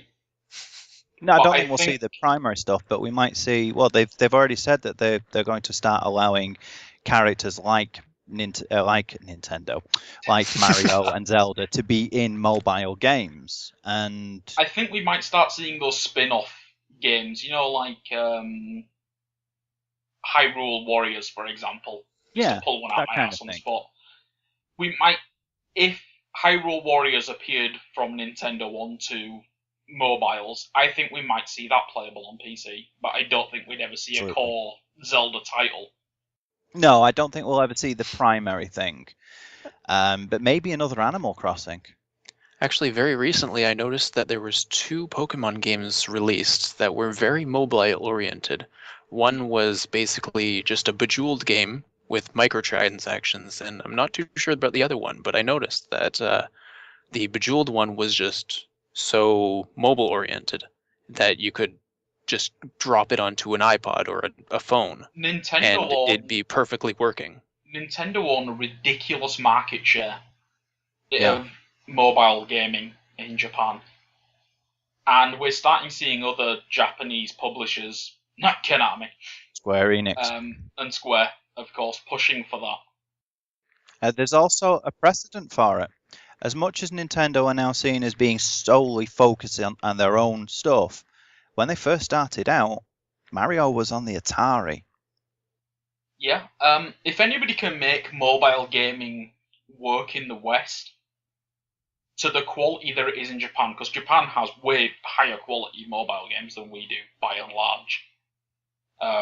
Most of the quality Android games, things like the Kairosoft games, the Square Enix ports, they're all games that started in Japan. And we're just getting translations of them. Because here in the West, mobile games are still viewed as crap. Yeah. Because they've mostly been made as things like Flappy Bird. Yeah. And if anybody can pull off making people realise that mobile games aren't necessarily crap, it's probably Nintendo. Because Nintendo aim their games at kids. And who is it that's interested in mobiles? It's kids. Adults have them as a phone. Kids are the ones that play with all the extra little bits and pieces and toys on them. I just had a horrible revelation that I may not be an adult. There's also the other thing about Nintendo. The Wii U didn't work out for them the way they'd hoped, even long term. It's picking up, but it's not picked up the way they hoped. So they'll be looking now on a new niche to fill. They're not getting their audience that they used to with their home consoles. Their handhelds are the only ones that's really kept them making money. So with them pushing for mobiles, they'll be thinking, well, mobile devices are practically tablets, and tablets are practically PCs. So let's make it for the tablet. That way, it can be ported either way easily and make more money. While we're in the region, do you think there's any chance of us seeing the Monster Hunter MMO making an appearance in the West on PC? I would hope Considering so. that the one that they've already, what was it, Monster Hunter 4, already has the online stuff. There's an actual Monster Hunter MMO that has been around in Japan and Asia for a while. It's not Japan, it's actually China. Is it China? It's my bad. And it's running on CryEngine 3. Yeah, it looks really nice. But like I said, the fact that the one on the Wii U has online play, I do think that yes, we'll get that. It will probably be a free-to-play one, and it will probably actually be one that people will want to play rather than being free-to-play. Maybe a MOBA. Well, I mean, there's no doubt about what the game already is. We already know it exists. Exactly. The question is more, do you think we'll see it in the West? I think there's a strong possibility. Excellent. But I don't think it'll happen straight away.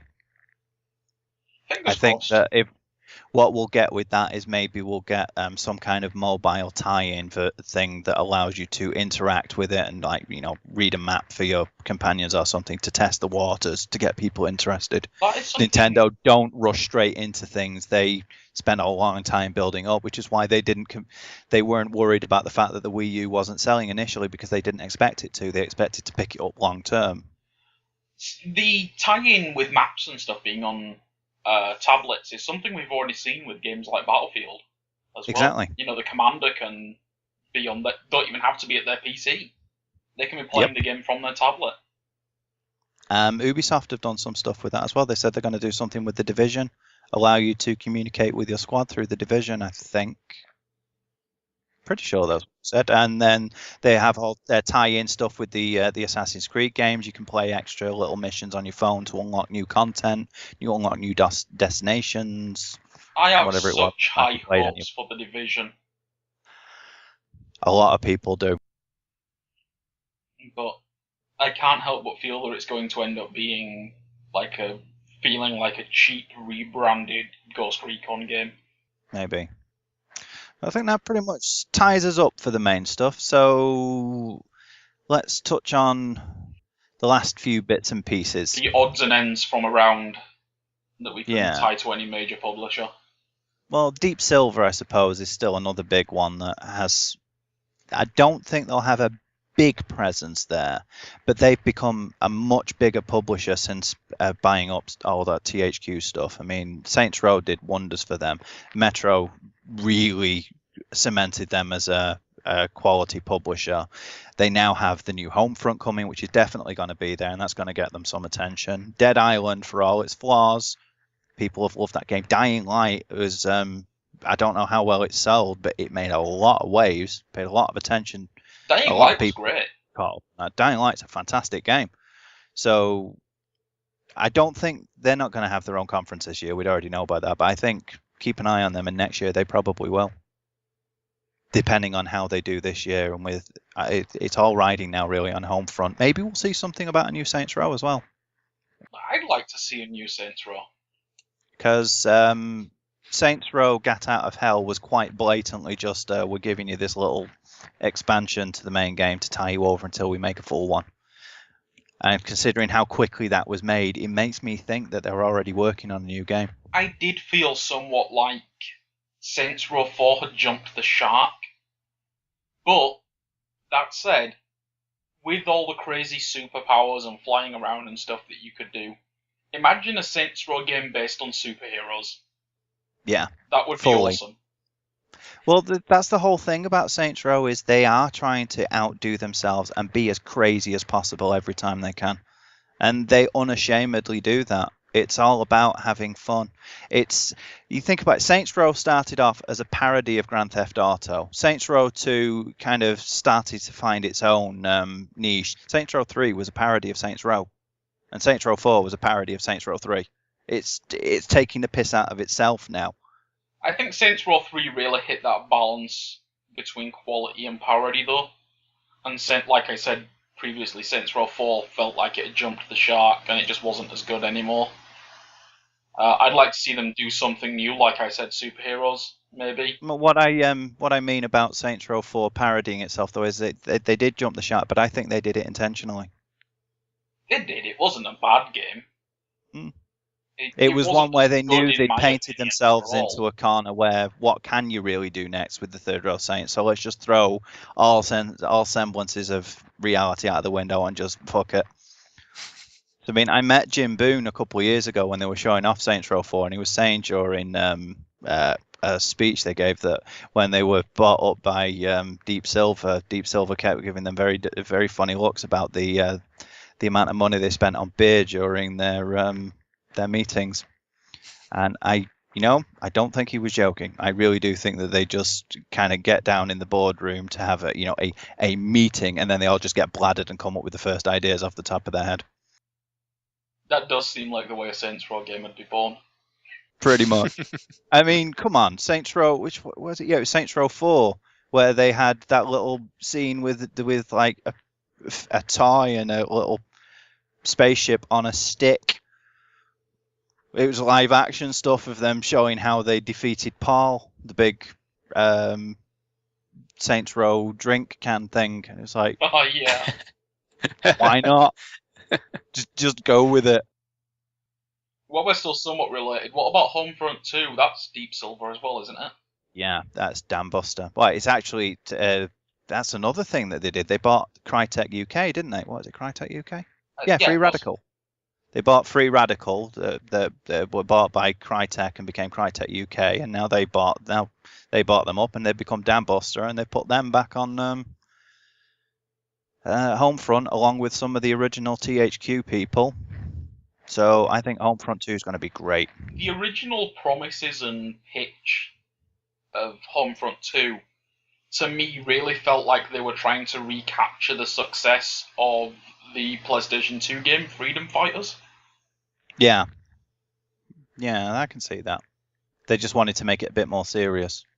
Yeah, that's really what it felt like, and I think that could be a good thing because that's kind of a genre of its own that's just fallen by the wayside.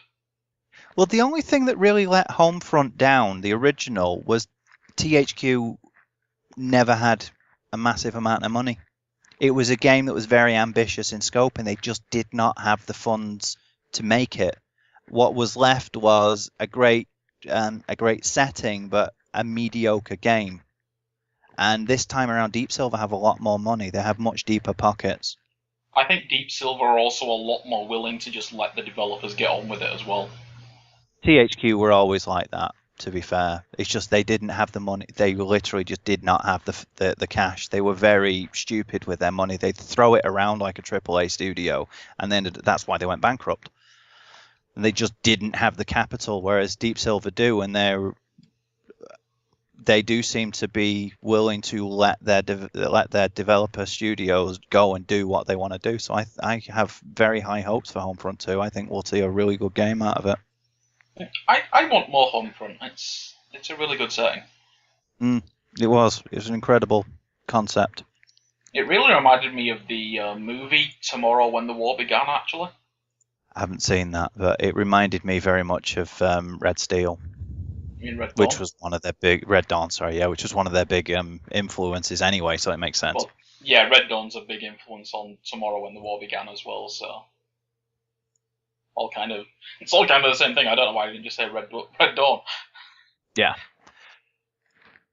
What else do you think we'll be getting though from Deep Silver? I don't think we'll see anything else from Deep Silver because they've pushed back Dead Island already. Recently. An update on Dead Island 2, maybe a beta for it. Maybe a new Stalker game, or did the Stalker guys get their own rights back? That's still all over the place, I think. But whilst we're talking loosely in that direction, it's not Deep Silver anymore. It's Nordic.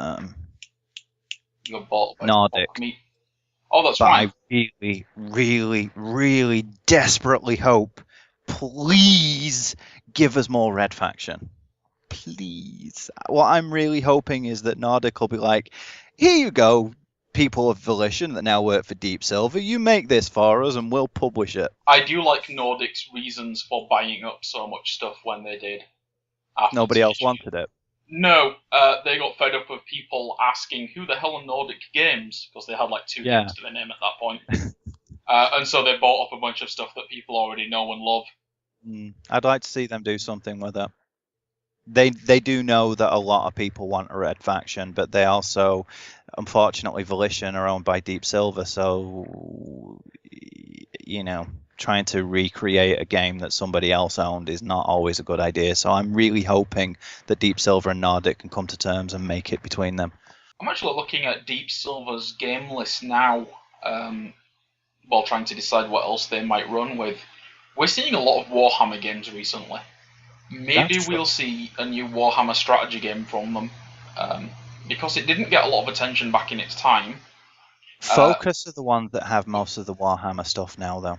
Yeah, but I mean, there was Interactive. Warhammer Mark of Chaos that didn't get as much attention back in its time when it first came out in like 2006, but it was a brilliant game. Then again, the Warhammer license is a lot more open now than it used to be, because it used to be all THQ.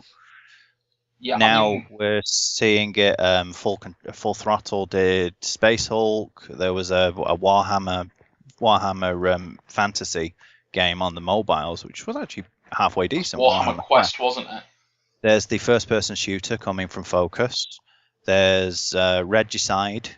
Who's doing Regicide? Well, I'm not sure. There's Regicide, Battlefleet Gothic. Deathwing is the one being done by Focus. Mordheim. Oh yeah, Modem's Focus as well, isn't it? There's so many of them. So maybe we'll see something else from Deep Silver coming up, you think? Maybe. What about a new Metro game?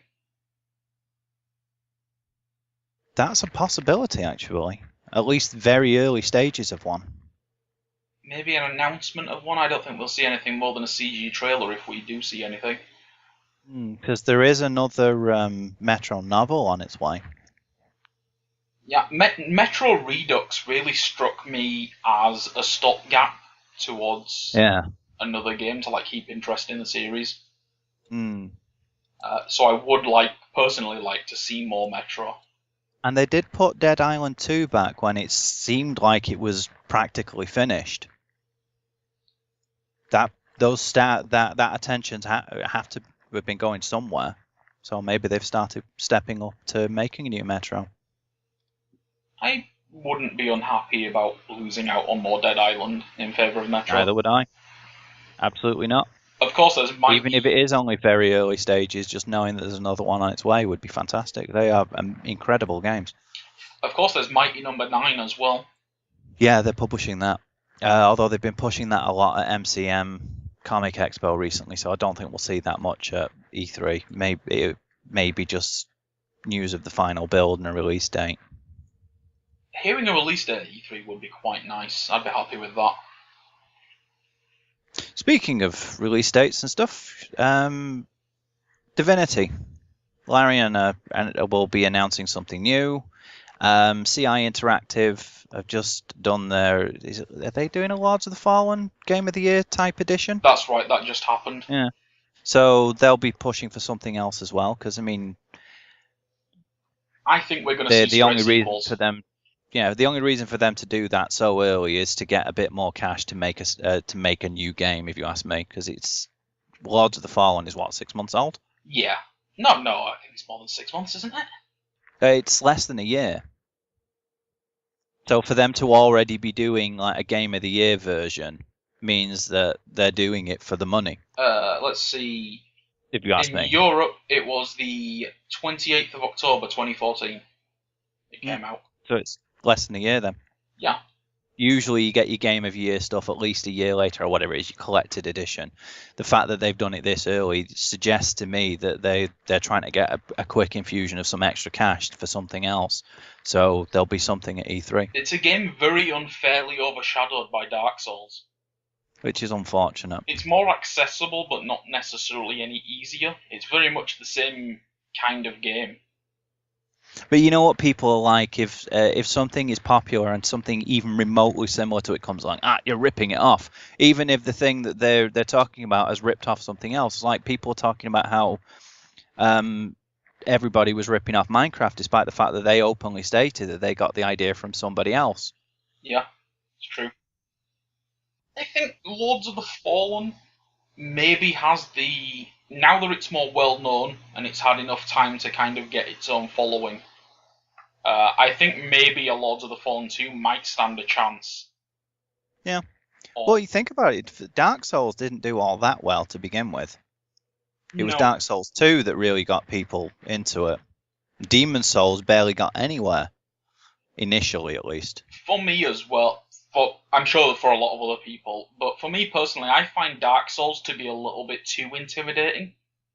I don't mind the games having a lot of mystery, like I'm happy to learn and figure things out, but they're so convoluted that you need a wiki just to play them. Whereas with Lords of the Fallen, you can just pick it up and play. Sure, you're not going to find every secret or know all the intricacies of fighting with a staff versus an axe, but, you can have fun. Yeah. A one misstep doesn't mean you're horrible, horrible death, like it does in Dark Souls. Which is another reason Bloodborne's been doing so well, because it's a lot more forgiving on you taking hits. Isn't that supposed to be coming to the PC as well? I'm not sure, 'cause it's exclusive to Sony right now. Yeah, I believe because of the company that it's owned by, it just won't. It's like Demon Souls. Is that I liked Bloodborne or Demons. somebody else? Or something else? Because I know there was a game that was originally supposed to be a PlayStation 4 exclusive where they did say they're definitely going to do a PC release at some point. I just keep mixing it up between Bloodborne and the other one that I can't remember the name off the top of my head. You sure you're not thinking of Tomb Raider? No, it's not Tomb Raider, because that's going to the Xbox. We might hear something about that as well, thinking about it, but I don't know. Oh yeah, we'll definitely hear something about that, but it won't really make much difference to us at the moment. But no, there was another game that was originally being made by Ninja Theory. Is it Ninja Theory, the ones who do Dead or Alive and? Yeah, that's right. Yeah, they're making a game that's in a similar vein to Bloodborne and Dark Souls and stuff for the PlayStation 4. Now with and they've said that. Say again? Now with Hellblade. physics. Yeah, Hellblade, that's the one. Yeah, it says for PS4 and Definitely Windows. going to the PC. Although it's going to the PlayStation 4 first because they're not a particularly huge company. Now that, we might hear something about that. I don't think we'll see anything PC-centric about that, but we might see something about the game in general. Yeah, I think we'll definitely see something about the game itself, and I think they might actually throw in some more information about how it'll come to the PC as well, which would be nice. But going back to a moment to what you said about Larian, you think Lords of the Fallen 2 is pretty much what we're going to get? Yeah, I think Makes we'll sense. see that from Deck 13. Larian probably won't do a direct sequel. They might not do a Divinity, what was it? Original Sin. They might not do an Original Sin 2. It's more likely to be Divinity, some other subtitle that plays like it, because the majority of their games in the Divinity series have been standalone entries in a much larger umbrella universe. Original Sin has been their first massive hit, though, as well. And in my True. opinion, it's the best RPG. It beats out Pillars of Eternity. Right now, it's the best RPG of recent years. But still, I don't think we'll be getting so much as Original Sin 2. It'll be Divinity, some other name that is the same as. It'll be more of a spiritual successor than an actual plot successor. I think it'll probably play the same, maybe even be on the same engine or an updated version of the same engine. It'll be a more streamlined version of the same gameplay, but it'll be its own unique entity. So it won't require Original Sin to be enjoyable. Kind of like how Final Fantasy. It's like how each Final Fantasy is a separate entity, but it's part of the same franchise. Speaking of which, do you think we'll get anything about Final Fantasy 15? I really don't. We already briefly covered Final Fantasy 15. I'm not sure we'll see anything at Square Enix's show this year. We will get stuff from Squeenix though, because they're publishing Just Cause 3, so we'll get something about that. I think they'll be pushing human, whatever they're calling the new Deus Ex. Yeah, they did say they're doing a new Deus Ex. We'll also be getting stuff about Tomb Raider, which won't really affect us for a while because Xbox. Maybe something on Thief, you think? Because no, I don't think so. I don't think they've got any way to jam the number 5 into the middle. What else have Squeenix? You know, one thing I do think we might potentially see: Final Fantasy X coming to the PC. I've been dreaming of that ever since Final Fantasy X came to the PS2. Because they've already done the HD version for the PlayStation 3. They're doing a version for the PlayStation 4. Final Fantasy 13 has sold reasonably well on the PC, so Final Fantasy X is the only one they really have left. Final 10 and 12. Fantasy 13 has really enjoyed a comeback on PC because it was hated on console for being too linear. But now, years later, we've got the foresight, so to say, of knowing that it's linear and we're not disappointed by it. And it's not a bad game when you're not disappointed. No, we're just disappointed by the fact that you need to have a bleeding controller plugged in to play it. Well, there is that. Yeah, I got that bug. Every second and a half, the game would stop for half a second because it was checking if I had a controller plugged in. It's a PC, Squeenix. It's a freaking PC. Fingers crossed, I'd like to see Final Fantasy X and 12 come to PC. I'm not a massive 12 fan, but it's still a good game.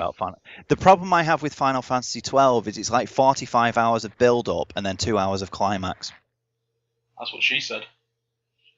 Oh, yeah. But the problem is, that game starts getting really good because the story finally starts at the climax.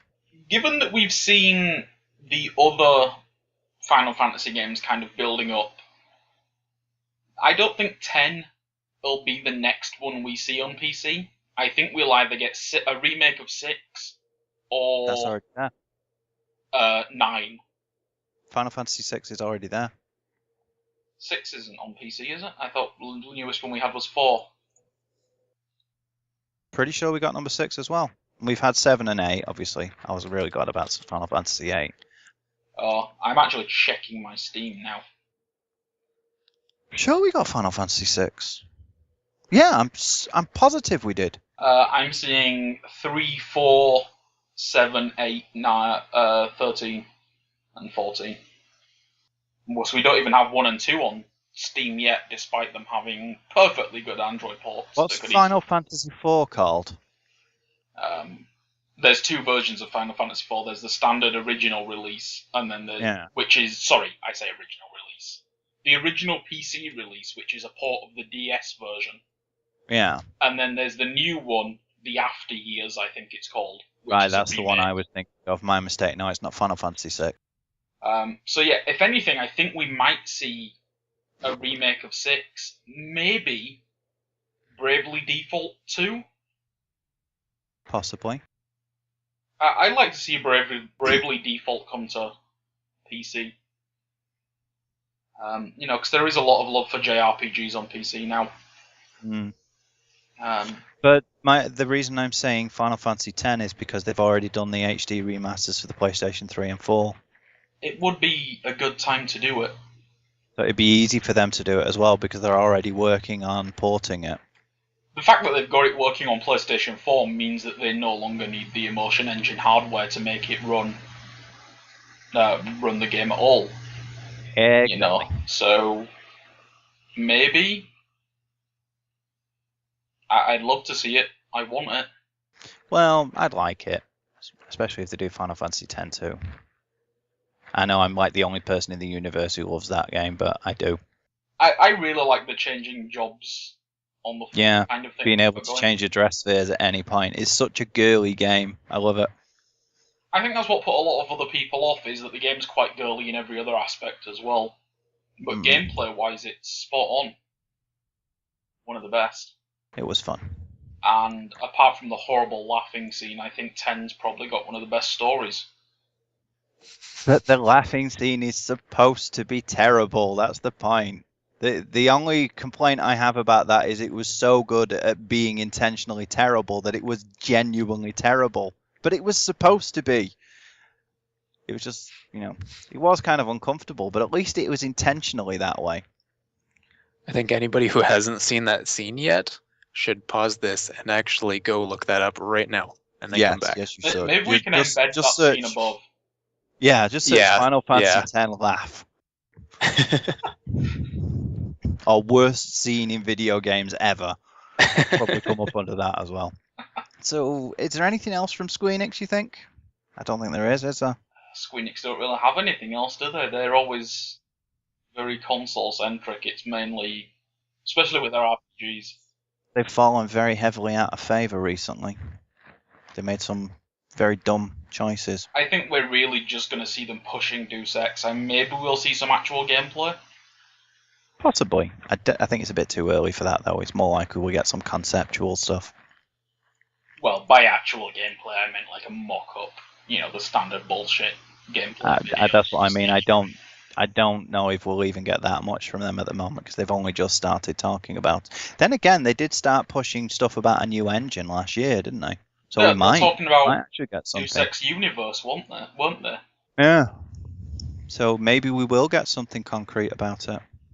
It's one of their few IPs that still sells successfully. We saw in that original teaser trailer we got for it, Mankind Divided.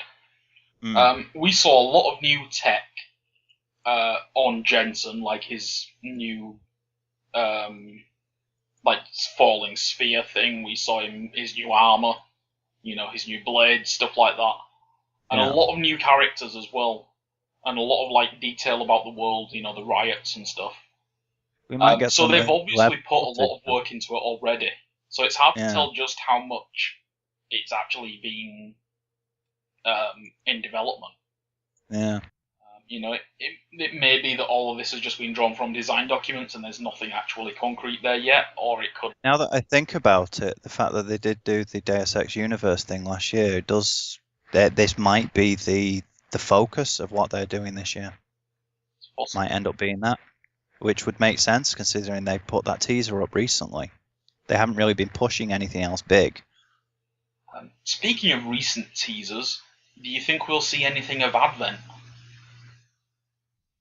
I think that's what they're leading up to, yeah. And I think everybody knows it's going to be another BioShock. Yeah. Might not be called BioShock, but it's going to be BioShock. To enlighten people, Advent was a teaser released the 26th by 2K. They're just teasing something called Advent. We don't know what it is yet. Said something about in the future living in high society is not something that's exclusive to the upper classes. There's a teaser site where the number of residents is counting upwards but also counting down at the same time. The site looks like it's been hacked, showing people have disappeared and stuff like that. Something about DNA allowing a new breed of humanity or the gene something. Therapy that eradicates disease and stuff like that. That's a fairly standard sci-fi transhumanist theme as well, and that's certainly it's a BioShock universe type thing, that isn't it? That said, the screenshots that were shown on the website, there's in-engine screenshots, on the website, and they look quite low-quality assets. They look like they're something you'd expect to see in an RTS or a city simulation. So you think it could be a BioShock I RTS? think it might play something like Syndicate. Because we're seeing Satellite Rain. It could be another Syndicate game. Satellite Rain. It raked in a ridiculous amount of money, and it's coming along nicely now in development. Syndicate is now owned by 2K, isn't it? So it could be that. So, there we go. I'm thinking it might be either a city building game, or something Syndicate-like. Well, that ties in nicely to the idea of Advent, the advent of a new tomorrow. It did all appear quite sinister and it's all shiny on the surface, but there was just that kind of sinisterness to the whole thing that could fit in. That said, could just as very easily be Bioshock. Could be. Now that I start to think about it, there is a lot more possibility for what it could be, and they might be banking on the idea that everybody's thinking it's Bioshock to then pull a bit of a bait and switch and make it a new Syndicate game. Because I know a lot of people have been talking about how they want a new Syndicate game. Satellite Rain came out of, that original. We got the Syndicate Exactly. FPS, and everybody was like, "This is wank." We want a proper Syndicate game. And of course, the guys who made Syndicate went and founded Level 5, I think it is, and actually made Satellite Rain, which is just a new Syndicate game, in all but name. With the name Advent, though, me and Simon both jumped to the same conclusion initially, was that it might be a sequel to Advent Rising. I don't know that one, unfortunately. No, it was supposed to be a trilogy, and the game just kind of died. It got released, and nobody seemed to give a shit about it. I'm quite a big fan of the game. It's an excellent sci-fi game, well worth picking up, but nothing to do with 2K, so it's unlikely it's anything to do with that series. Fair enough. Either way, it'll be one to keep an eye on. Anything else from 2K, you think? I don't think we're going to really get much else from 2K at the moment. Might be something new XCOM-y. Ooh. Maybe. What if Advent is a new XCOM? Doesn't really fit with the feel, because they've never really had the idea of all disease going away. It's always been aliens, hasn't it? The abductions. True, but why make a point of the whole gene splicing getting rid of disease? That's true. This theory crafting might be a moot point, because we're recording on the 26th right now, and 2K did say there'd be a big announcement in the Evolve live stream tonight in about 6 hours from now. So by the time this actually goes out, we may have been validated or proven to be complete fools. Oh, it might just be cut out completely because it's irrelevant. Moving on then. Metal Gear Solid 5, The Phantom Pain. What are we expecting to see of that? I think we'll see more stuff about the dog. I think we'll see more boxes. Maybe a look. Yeah, maybe the dog in a box. That's more I could see them doing something like that. They'll have scenes of Snake sneaking along with the box and then the dog getting in one as well. I've got a feeling we'll see something like tiny little Snake box going trailing into the box, and then like when a guard picks it up, it's the dog underneath or something. Yeah. Deployable dogs and deployable boxes? No way. Why not? I think we'll also get... Do we have a release date for it yet? We don't, do we? No. I think we're finally going to get that, and we're finally going to get something more concrete about it on the PC. I think it's going to be coming out this year. Possibly. Although I don't know, Konami have been really weird recently. They cancelled Silent Hills. They've let Kojima leave because what else do they have? Did they let him leave, or did they force him to leave? Because there's a difference. Well, that's the thing as well. It is actually starting to look like they tried to get rid of him. The only thing that's ever made them money, ever in the history of ever. Konami are the experts at making the worst decision possible in any given situation.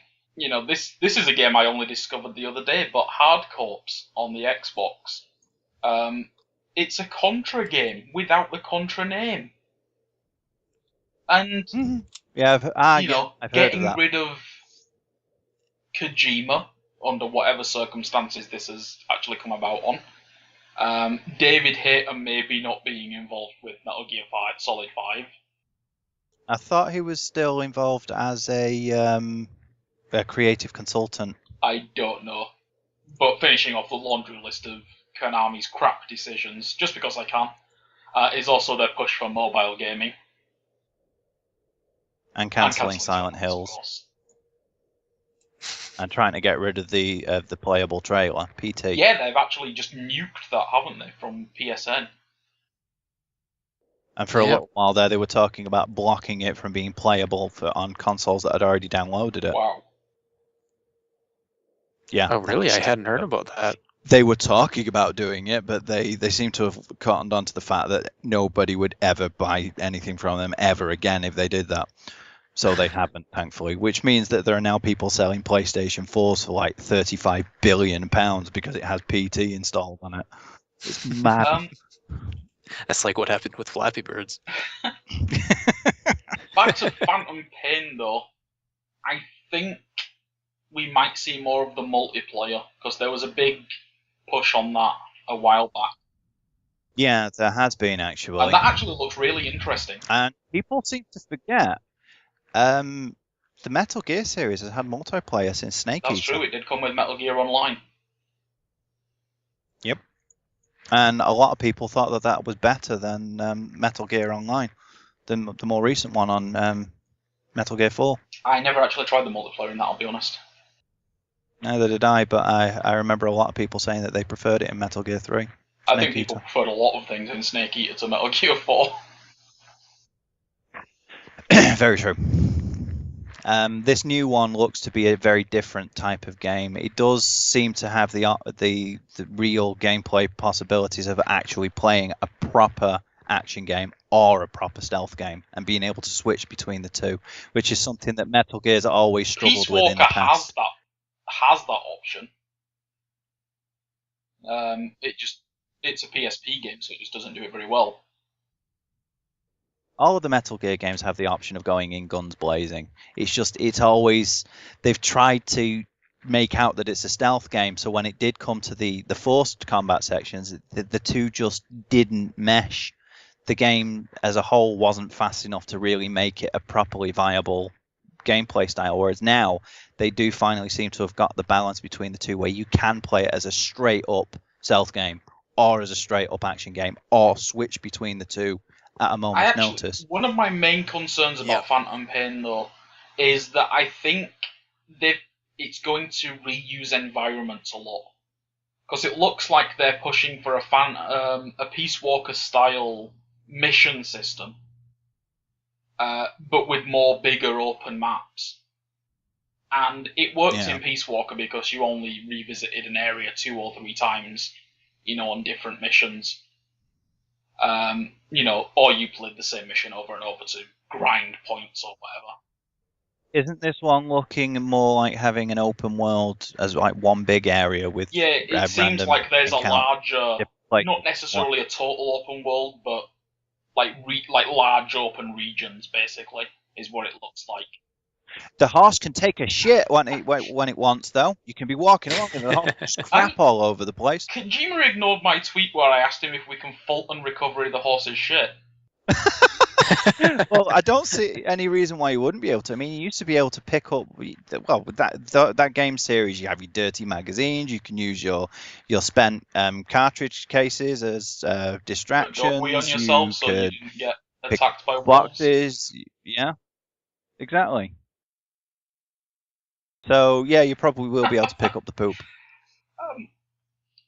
Other than that, my other main concern about Phantom Pain is that newcomers to the series, PC players only, are going to be dropping in literally in the middle of the story here. Yeah, but then again, anybody who's playing Metal Gear for the story at this point is about as insane as Kojima is. Yeah.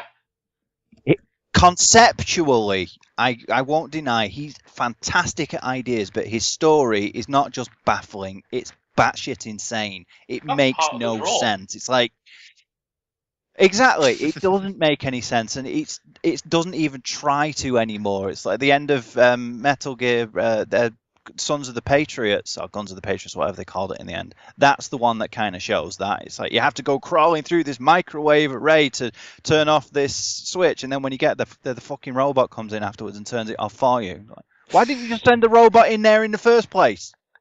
Because dramatic crawling scene.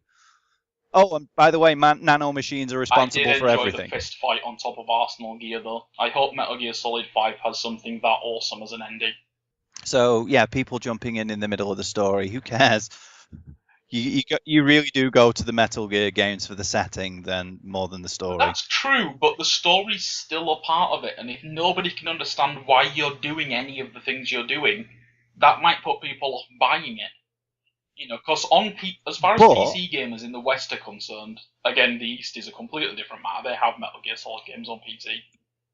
But as far as the West's concerned, Solid Snake, Big Boss, whoever, just, who gives a shit? Who is he?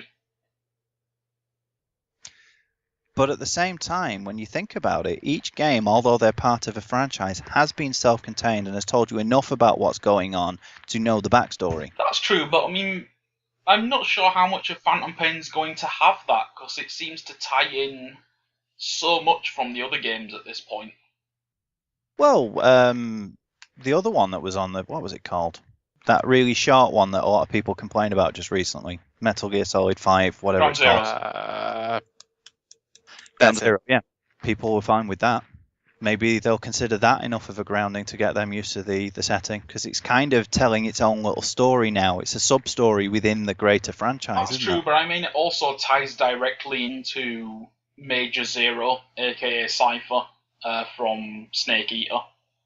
You've got all of Peace Walker, it's tying into Metal Gear, again back to Snake Eater and Metal Gear 2 on the MSX, with Zanzibar, Outer Heaven, MSF tying into Peace Walker again. Yeah, just quoting my friend here, he's a huge fan of the series, but apparently this game is supposed to be like the absolute most pivotal point in the story. And if new players are coming in at this point, it won't mean as much to them if they want to get used to the story or learn about it. Maybe they're going to use this as a hook for eventually releasing the rest of them on the PC. We have the HD remakes now. I'm going to go out on the hook here and make this stupid-ass prediction. This is never going to come true, but maybe we'll see the Metal Gear Solid HD collection coming to PC. I don't think that's nearly as far-fetched as you believe. I do think that's a very strong probability. Maybe not this year. You forget Konami's the publisher. True. But now that Kojima's left, how much control does he retain over this Probably franchise? none, considering that they scrubbed his studio's name from the promotional materials. For the new one, maybe. But how much control does he retain for the original stuff? That's a good question. So there's always a possibility. But whilst we're on the subject of open world-ish games, we have a release date for Mad Max now. And we haven't seen that much about it, so that's going to be turning up there, isn't it? Yeah, the release date just happened, didn't it, at the time? Yeah, it happened like a couple hours ago now. We got a release date of September the 11th. September the 4th. September the 4th. And we've only seen a couple of trailers, which is weird because with the film being out now, I thought they'd be going into overdrive, which means the only thing they can be doing is holding off until E3 to do a big reveal thing. I'd like to see more of the cars, because the cars are a big part of Mad Max. Always have been. Vehicles in general, We've had always. that original car trailer where it showed them swapping out all the different parts on the car and a pre-order car that you could get. But they didn't really show off a big amount of difference in the cars. They all seem to just be standard muscle cars. Do we have any details on when it's set yet? Not a clue. Because I'm sure I saw his V8 in there at one point, although it looks really beat up, like it salvaged it from the wreck after the Road Warrior. And with the film being set as a sequel to the Road Warrior and a prequel to Thunderdome, it's probably going to be set around then as well.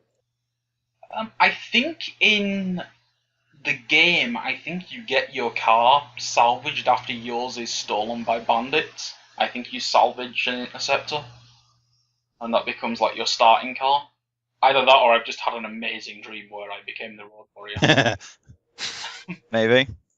But I did remember seeing very early on that he had an Interceptor that was a lot more beat up than the one he had in the Road Warrior, which makes sense because it was torched in that, wasn't it? Yeah.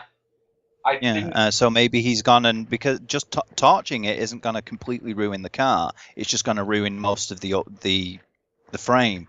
If you can then get it and find new tires for it and replace any of the cabling, the engine itself would still be functioning, and the chassis isn't really going to buckle under the heat too much. So maybe he got his old car back. Yeah, like I said, I think he salvages the Interceptor, so I think it's supposed to be your starting car, which would make sense for a Mad Max game. Well, it's kind of iconic to the series, isn't it? Yeah, I mean, nobody wants to work towards getting the Interceptor because it's kind of also the most bog standard car. Yeah. You know, the The only ideal. reason he stuck with his is because of the V8 engine. Yeah, I mean, the ideal starting point from a gameplay standpoint is to start with the most basic looking car, which is the Interceptor, and build on that with spikes and additions and armor and whatever. Yep. As you go on. Or not, if you want a more authentic Mad Max experience. If the gameplay allows it, I probably will end up just sticking with a very basic Interceptor personally. Yeah. Just make it look prettier. Replace the doors with new ones, in other words. Question is, sorry, not really a question. Do you think they'll focus more on story or just having fun in the open world? I don't know. Have we heard anything about multiplayer yet? I don't think we have. Because if they talk about having a multiplayer option, that would be amazing. But I don't think they're going to. I think they're going for a single player game. I'd like to see just maybe something like a Destruction Derby style multiplayer where you just kind of that'd be go awesome. into a hub and join a race, and that's where you play with other people, rather than being out in the open world with people. It's so far, including the trailer earlier, they clearly have a story there, but the focus is going to be on driving around and wrecking people's shit. Because let's be honest, as much as everybody's complaining about how they want to see more depth in Mad Max, it's Mad Max. What happened in those films? The first one, he killed a bunch of people because he was taking revenge. The second one, he killed a bunch of people because he's Mad Max. I don't think he even got the first kill in the second movie, did he? No, he didn't. He spent a lot of it just watching the people, watching Lord Humongous trying to raid that place for the gasoline. That's it, and the kid with the and then boomerang. Somebody came and beat the crap out of him. So he was like, you know what? You beat the crap out of me, so I'm going to help these people escape now, because Lord Humongous. I don't think Max who even he did killed with his anything truck. until the kid with the boomerang cut off the dude's hand. Yeah, pretty much. And then he ran over Lord Humongous in his truck. Yeah. Because why not? But that's the thing. Mad Max it's cars, it's Lord Humongous, and it's a dude with flames coming out of his guitar. If you're really going into Mad Max for a story, you are doing it wrong. You want something that's stupidly violent for the sake of being violent. It's a post-apocalypse in the desert with cars. That's it. I almost wish they didn't have a story and it was just a bunch of different areas where you could go to and just fuck with a bunch of different gangs that are trying to get gasoline. These days, though, gore and violence doesn't sell games as it used to back in the early it's just 90s. Unfortunate. You know, because almost every game's gory or violent these days. So I think they kind of need something extra just to get people to actually buy it. Because if it's just violence for the sake of being a Mad Max experience. Then again, as we were saying earlier with the Bethesda games, where it's an open setting with a bunch of little mini campaign things going on, they could do something like that. That's true. That would work really well for a Mad Max setting. Speaking of violent and gory games with a tacked-on story, I mean, we touched on Doom earlier. You know, nobody gives a shit about the story of Doom. Very true. Those games are. Doom is just violence for the sake of violence again. Yeah. So we haven't really made so much predictions. We're just. Yeah. That's something we should actually explain right now, which we should have done up front. Was that the predictions have been sent in by everybody, almost everybody rather, who works at Pixel Judge. So they are a bit all over the place. So yeah, they're all over the place. We've tried to order them a little bit, but we've just kind of gone through them and touched on various topics. All we're really hoping for is it being entertaining, which gives me the perfect opportunity to talk about Telltale Games. They got a Marvel IP, which is due out sometime next year. I really hope we hear something about that. I also have some predictions on what it could be. You know what I think they're going to do? I think they're doing Deadpool. Because I think that would be a perfect one for them to work on. If not Deadpool, then maybe the Punisher. Because again, depending on the mood they're going for, whether they want one that's very serious like they've usually done, then the Punisher would be perfect for it. If they want one that's a bit more Rambunctious. yeah, Deadpool's also another big IP that's coming out from Marvel. No, I can definitely see that happening too. Like, it has the comic book feel already. exactly. Well, I mean, they didn't start as a company by doing comic book games, but their first big hit was a comic book game. True, but even then, their artistic style has always felt very much like a living comic, a moving comic book. Yeah. Even when the Wallace and Gromit and Back to the Future, they still had that feel to them, artistically speaking. That's true. Deadpool is a big one, but I kind of hope that they do something like the Punisher, because they do tend to be much more darker in tone in the stuff that they make, and the Punisher would be phenomenal done by then. I'd maybe like to see a Marvel hero that doesn't get as much attention. That's why I'm looking maybe for Punisher. someone like Warlock. Cable would be a perfect fit as well. He's very much similar to the Punisher, and you could weave in some Deadpool if you've got Cable. And Wolverine. It's a fan favourite. We're pretty sure that whatever they do, Wolverine's going to be in there somewhere, because he is the fan favourite. Now that you've brought up Wolverine, I hadn't even thought about this until now, is I'd like to see a Wolverine adventure game in Telltale style, where you go through the different periods of history as Wolverine. Like, you start out in the 1800s. There's so much already done with him. Yeah. And, you're just trying to survive and help your sister-in-law lover, or whoever she was. I don't remember the story that well. You know what I'd actually prefer to see, rather than Wolverine? Sabretooth. Depending on which origin story, though, he may or may not be Wolverine's brother, so he might make an appearance anyway. Well, if Wolverine's going to be in there, then Sabretooth's going to be in there as well, because he always turns up to beat the shit out of him. The X-Men also has a lot of drama. That could work. True. Well, most things that Marvel do have the potential. The only reason I think it's Deadpool is because of the Deadpool film coming up next year. I've actually forgotten the comic's name now, but they have one superhero. Well, she's not really a superhero. She's really just a general, average kid with powers that has her own comic, and she's a Muslim character, but they don't push that to the front, and it's kind of like Buffy the Vampire Slayer, but with a mutant instead of a vampire slayer. Blade's another one they could do. Blade would work. Blade would work with them. Captain Britain would work amazingly well, but I don't think it'd have the widespread audience.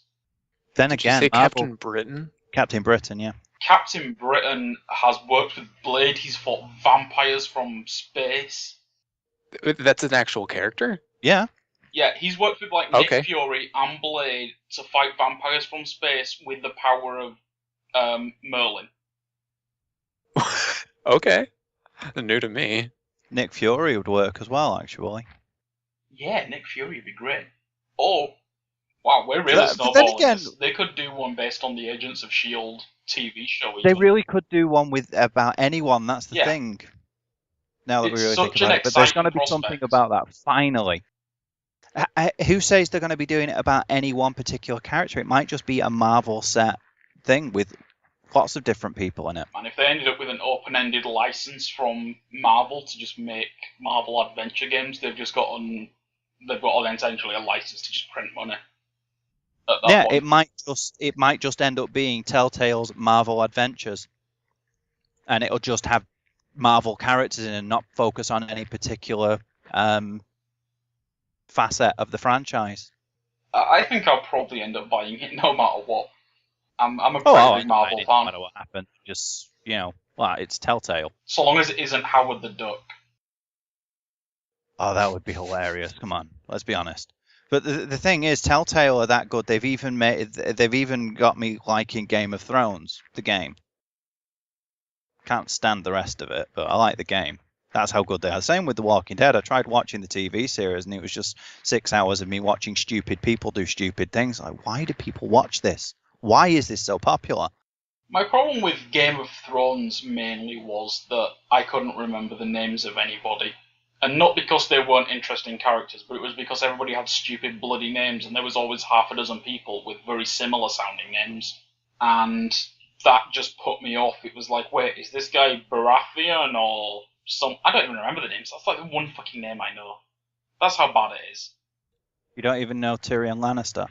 He's the midget Jon guy, isn't Snow. he? Wow, there we go. You know nothing, Jay Snow. You know nothing, Jay Shaw. I only remember that one actually because the actor was in that original trailer for Destiny from E3 a couple of years ago. Oh yeah, Peter Dinklage. Yeah. I think we had one final point actually here. Yes. Will Half-Life 3 confirmed. Half-Life 3 confirmed. Yep. Half-Life 3. Seriously though, there will be something from Valve. Don't know what it'll be, but there'll be something. Possibly something to do with the mods, paid mods, and some new working on that. Maybe hats coming to Steam? Just for Possibly. a hat for your Steam window? There will be something from Valve though, because they always do something every year. Portal Might not 3? be big. Maybe Portal 3, maybe Left 4 Dead, maybe the Source Engine 2. Maybe there'll be a tech demo for that. Oh, yeah, that's totally a I possibility. think it was about 6 or 7 months ago now there were leaked shots of a QA screen from Valve offices that showed Source Engine 2 and Left 4 Dead 3 as being in development. And there were some pictures on NeoGAF of what was reported to be assets from Left 4 Dead 3, showing a big house, big mansion type place. Whether they were actually real or not, we don't know. But the Actually, news that was actually a section of a campaign from Left 4 Dead 2, I believe. Yeah, the mansions from Left 4 Dead 2, the plantation. Yeah.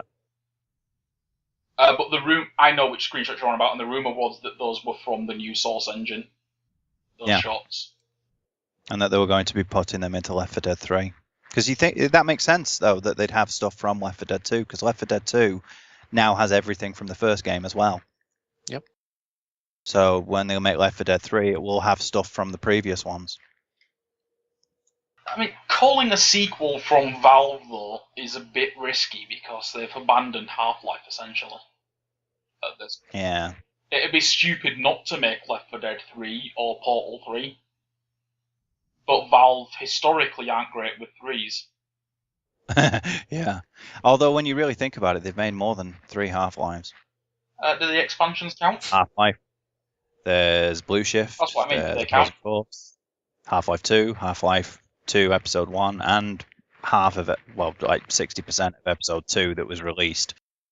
They were episodes, though not full games. They just seem to hate putting an actual 3 on the box. You know, if there is a next Source Engine, maybe we'll see another orange box. I'd love to see that. Maybe. You know, I don't think we'd see it this year though, because even if Left 4 Dead 3 and Source Engine 2 have been in development for a while, you know, they're still riding high on Counter-Strike Global Offensive and Dota 2. They wouldn't push it this soon. But they will definitely release something this year. I think it's going to be more something akin to Portal, which will be a tech demo for the new Source Engine. I think that's what we're going to get, and next year we'll get a full game from them, a real game. This year is going to be some small thing. You know, maybe. Weren't they working with HTC on the Vive? Yes. I've heard of it. I seem to remember them working with it. Jordan just confirmed it. Yep. It was a partnership of whatever between Valve and HTC. Maybe that's what this year's small reveal is. Like, there's something that they'll have. Steam boxes. They still haven't released the Steam boxes. Maybe we'll finally get a release date for that. I think that's probably because everybody realised that they'll just rather play games on their PC. True, but the controller is still being caught on quite nicely. And the OS as well. I would like to see the OS finally get a release date. Actually, I think everything about the Steam box, be it controller, Vive, is actually all being released at the same time. I personally don't like the look of the controller, but I can see the appeal. And if it all came as a bundle, Although with the Vive's reported high retail price, that might be way too risky for them to bundle it. I don't know. My only issue with the controller is that they've replaced the D-pad with an analog. Bring back the D-pad, and I'm It's okay. those stupid little touch pad things for the analogs that I don't like. Give me an actual physical stick. I can't use those touch things. I just don't like them. But to be fair, everybody said that about analog sticks when they were first released because they were new and they were unfamiliar. Yeah, but we already know that Now touchpads people are wouldn't- crap because laptops have been around for 20 years. But they're not anymore. Like we were talking about touchscreens earlier, the technology is a lot better. The stuff that you get in laptops is crap because they've never seen any reason to do something new because you can just plug in a mouse. Yeah, this does tie in with touchscreens actually. The touchpads and touchscreens. Imagine you've got an analog stick on your touchscreen. It's still not as accurate as having an actual stick. No, it's not, but that's because they're trying to emulate an analog stick. This isn't going to be doing that. Well, it is. It's still going to be emulating the physical stick via software and the touchpad. And I'm not sure that can be as good. You also do get a tactile response from it, apparently. I haven't tried one, but... It's not just a touchscreen anymore. You actually feel where it's going. You actually feel where your thumbs are going. There's rings to it. I am very cynical about the pad. I was going to say I'm very skeptical, but that was not the right word. Cynical was definitely... People were very cynical about Steam when that was first released. Yeah, that's true. Everybody detested it for about 5 years. Now everybody's complaining that stuff isn't on Steam because they want it all in one place. I wonder if we'll be seeing Valve making more of a push for more games on their SteamOS, maybe showing off more games specifically made to work on the SteamOS.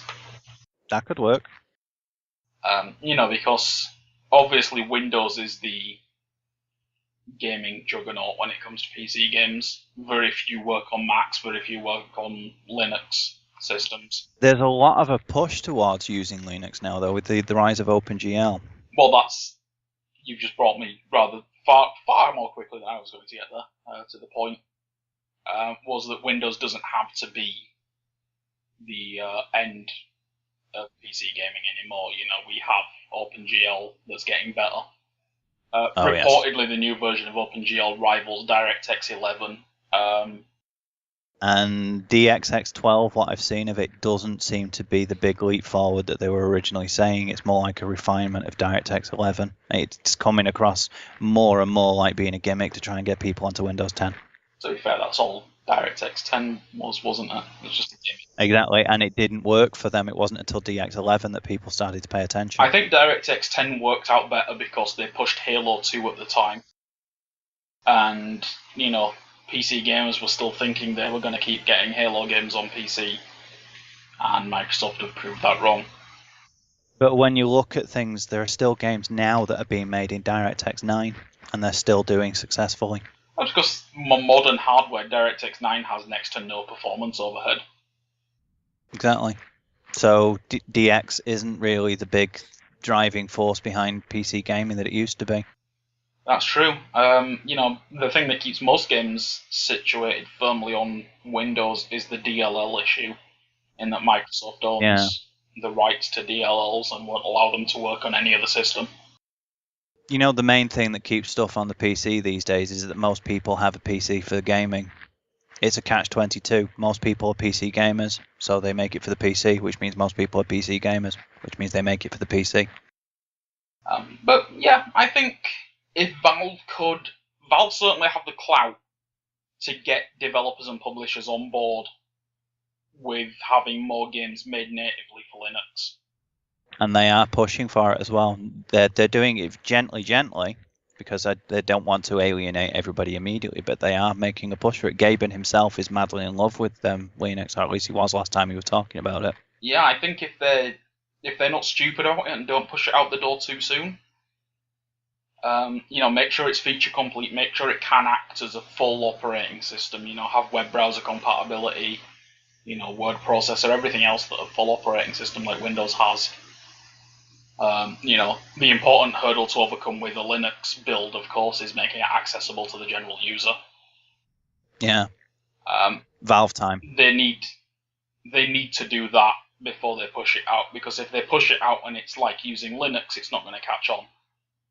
No, even amongst gamers. Of course, as much as I love Which Linux, is always going to be their primary market. Yeah, as much as I love Linux for what it does, it's also not something you want to boot up and use every day. Because it's a pain in the ass to install things on, to manage, etc. Whereas I can just boot up Windows and use it and do what I want without thinking about it. And I think that's what they need to manage with SteamOS. Yeah, they really do. So before we wrap this up, do we have any other predictions? No predictions, but I just remembered Metal Gear Solid 5 does actually have a release date. It's September 1st. Huzzah! Fair enough. Yeah. So we do have Jay, news I on that. believe you have one more thing that you wanted to bring up. Do I? Mm-hmm. What's that? Is it No Man's Sky, since we skipped over it? Crytek. I'd rather bring up No Man's Sky. Fair enough. Seriously, I'm not sure what we could see from Crytek. I'd like to see something new. Well, I think as far as Crytek is concerned, we might finally get full details on that deal they made reportedly with Amazon and what that's going to mean for the future. How about rolling it back to an open world Crisis? That would be nice. I also think there's a possibility of them showing something because they did leave Crisis open at the end. Well, games like Crisis Just Cause didn't finish it. and Saints Row 4 have proven that having an overpowered player in an open world is fun as all hell. And Crisis had fit that perfectly. Oh, yes. Oh, yeah. And they did leave Crisis 3 open at the end with Sykes going looking for his nanosuit. That they did. Oh, okay. Yep. I didn't actually finish it, so that sounds like something good for me. Well, he went to confront a bunch of people and talk to them about how he wanted his nanosuit back, so they could start the next one off with you being Psycho, yeah. without your suit, and then have your first goal be to get it, and then just go batshit insane afterwards. I'd play that. So Oh, yeah. How about some squad-based multiplayer in an open world?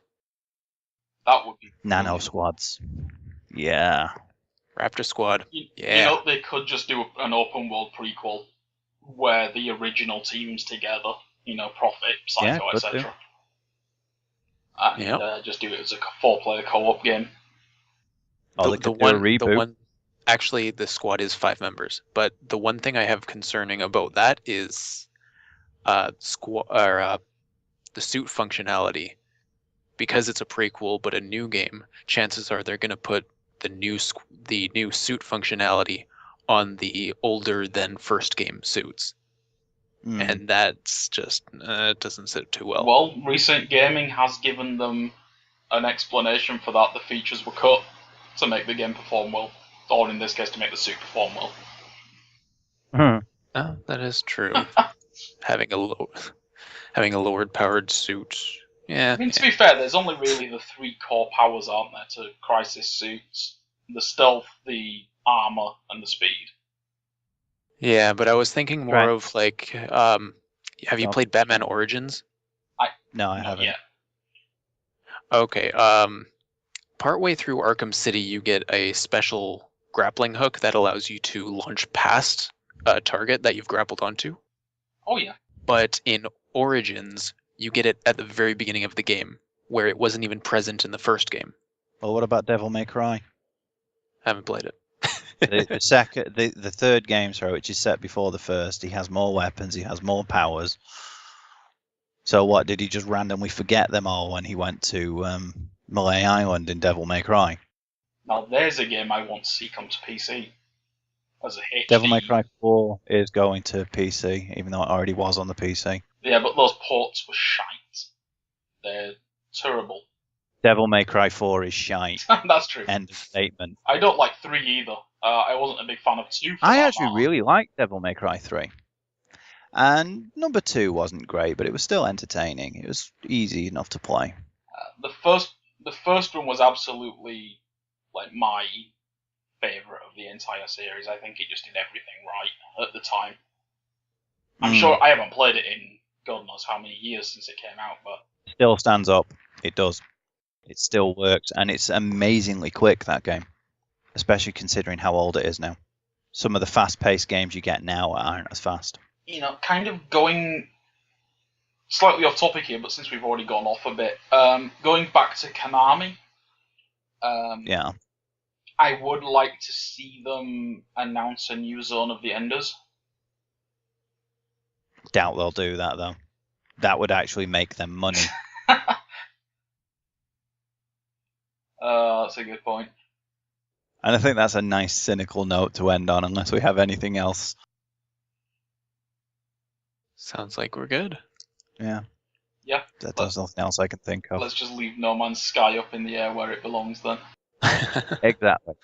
So in that case, to everybody who's joined us, thank you for watching, and we hope you had as much fun as we didn't. Yep. Thanks for listening.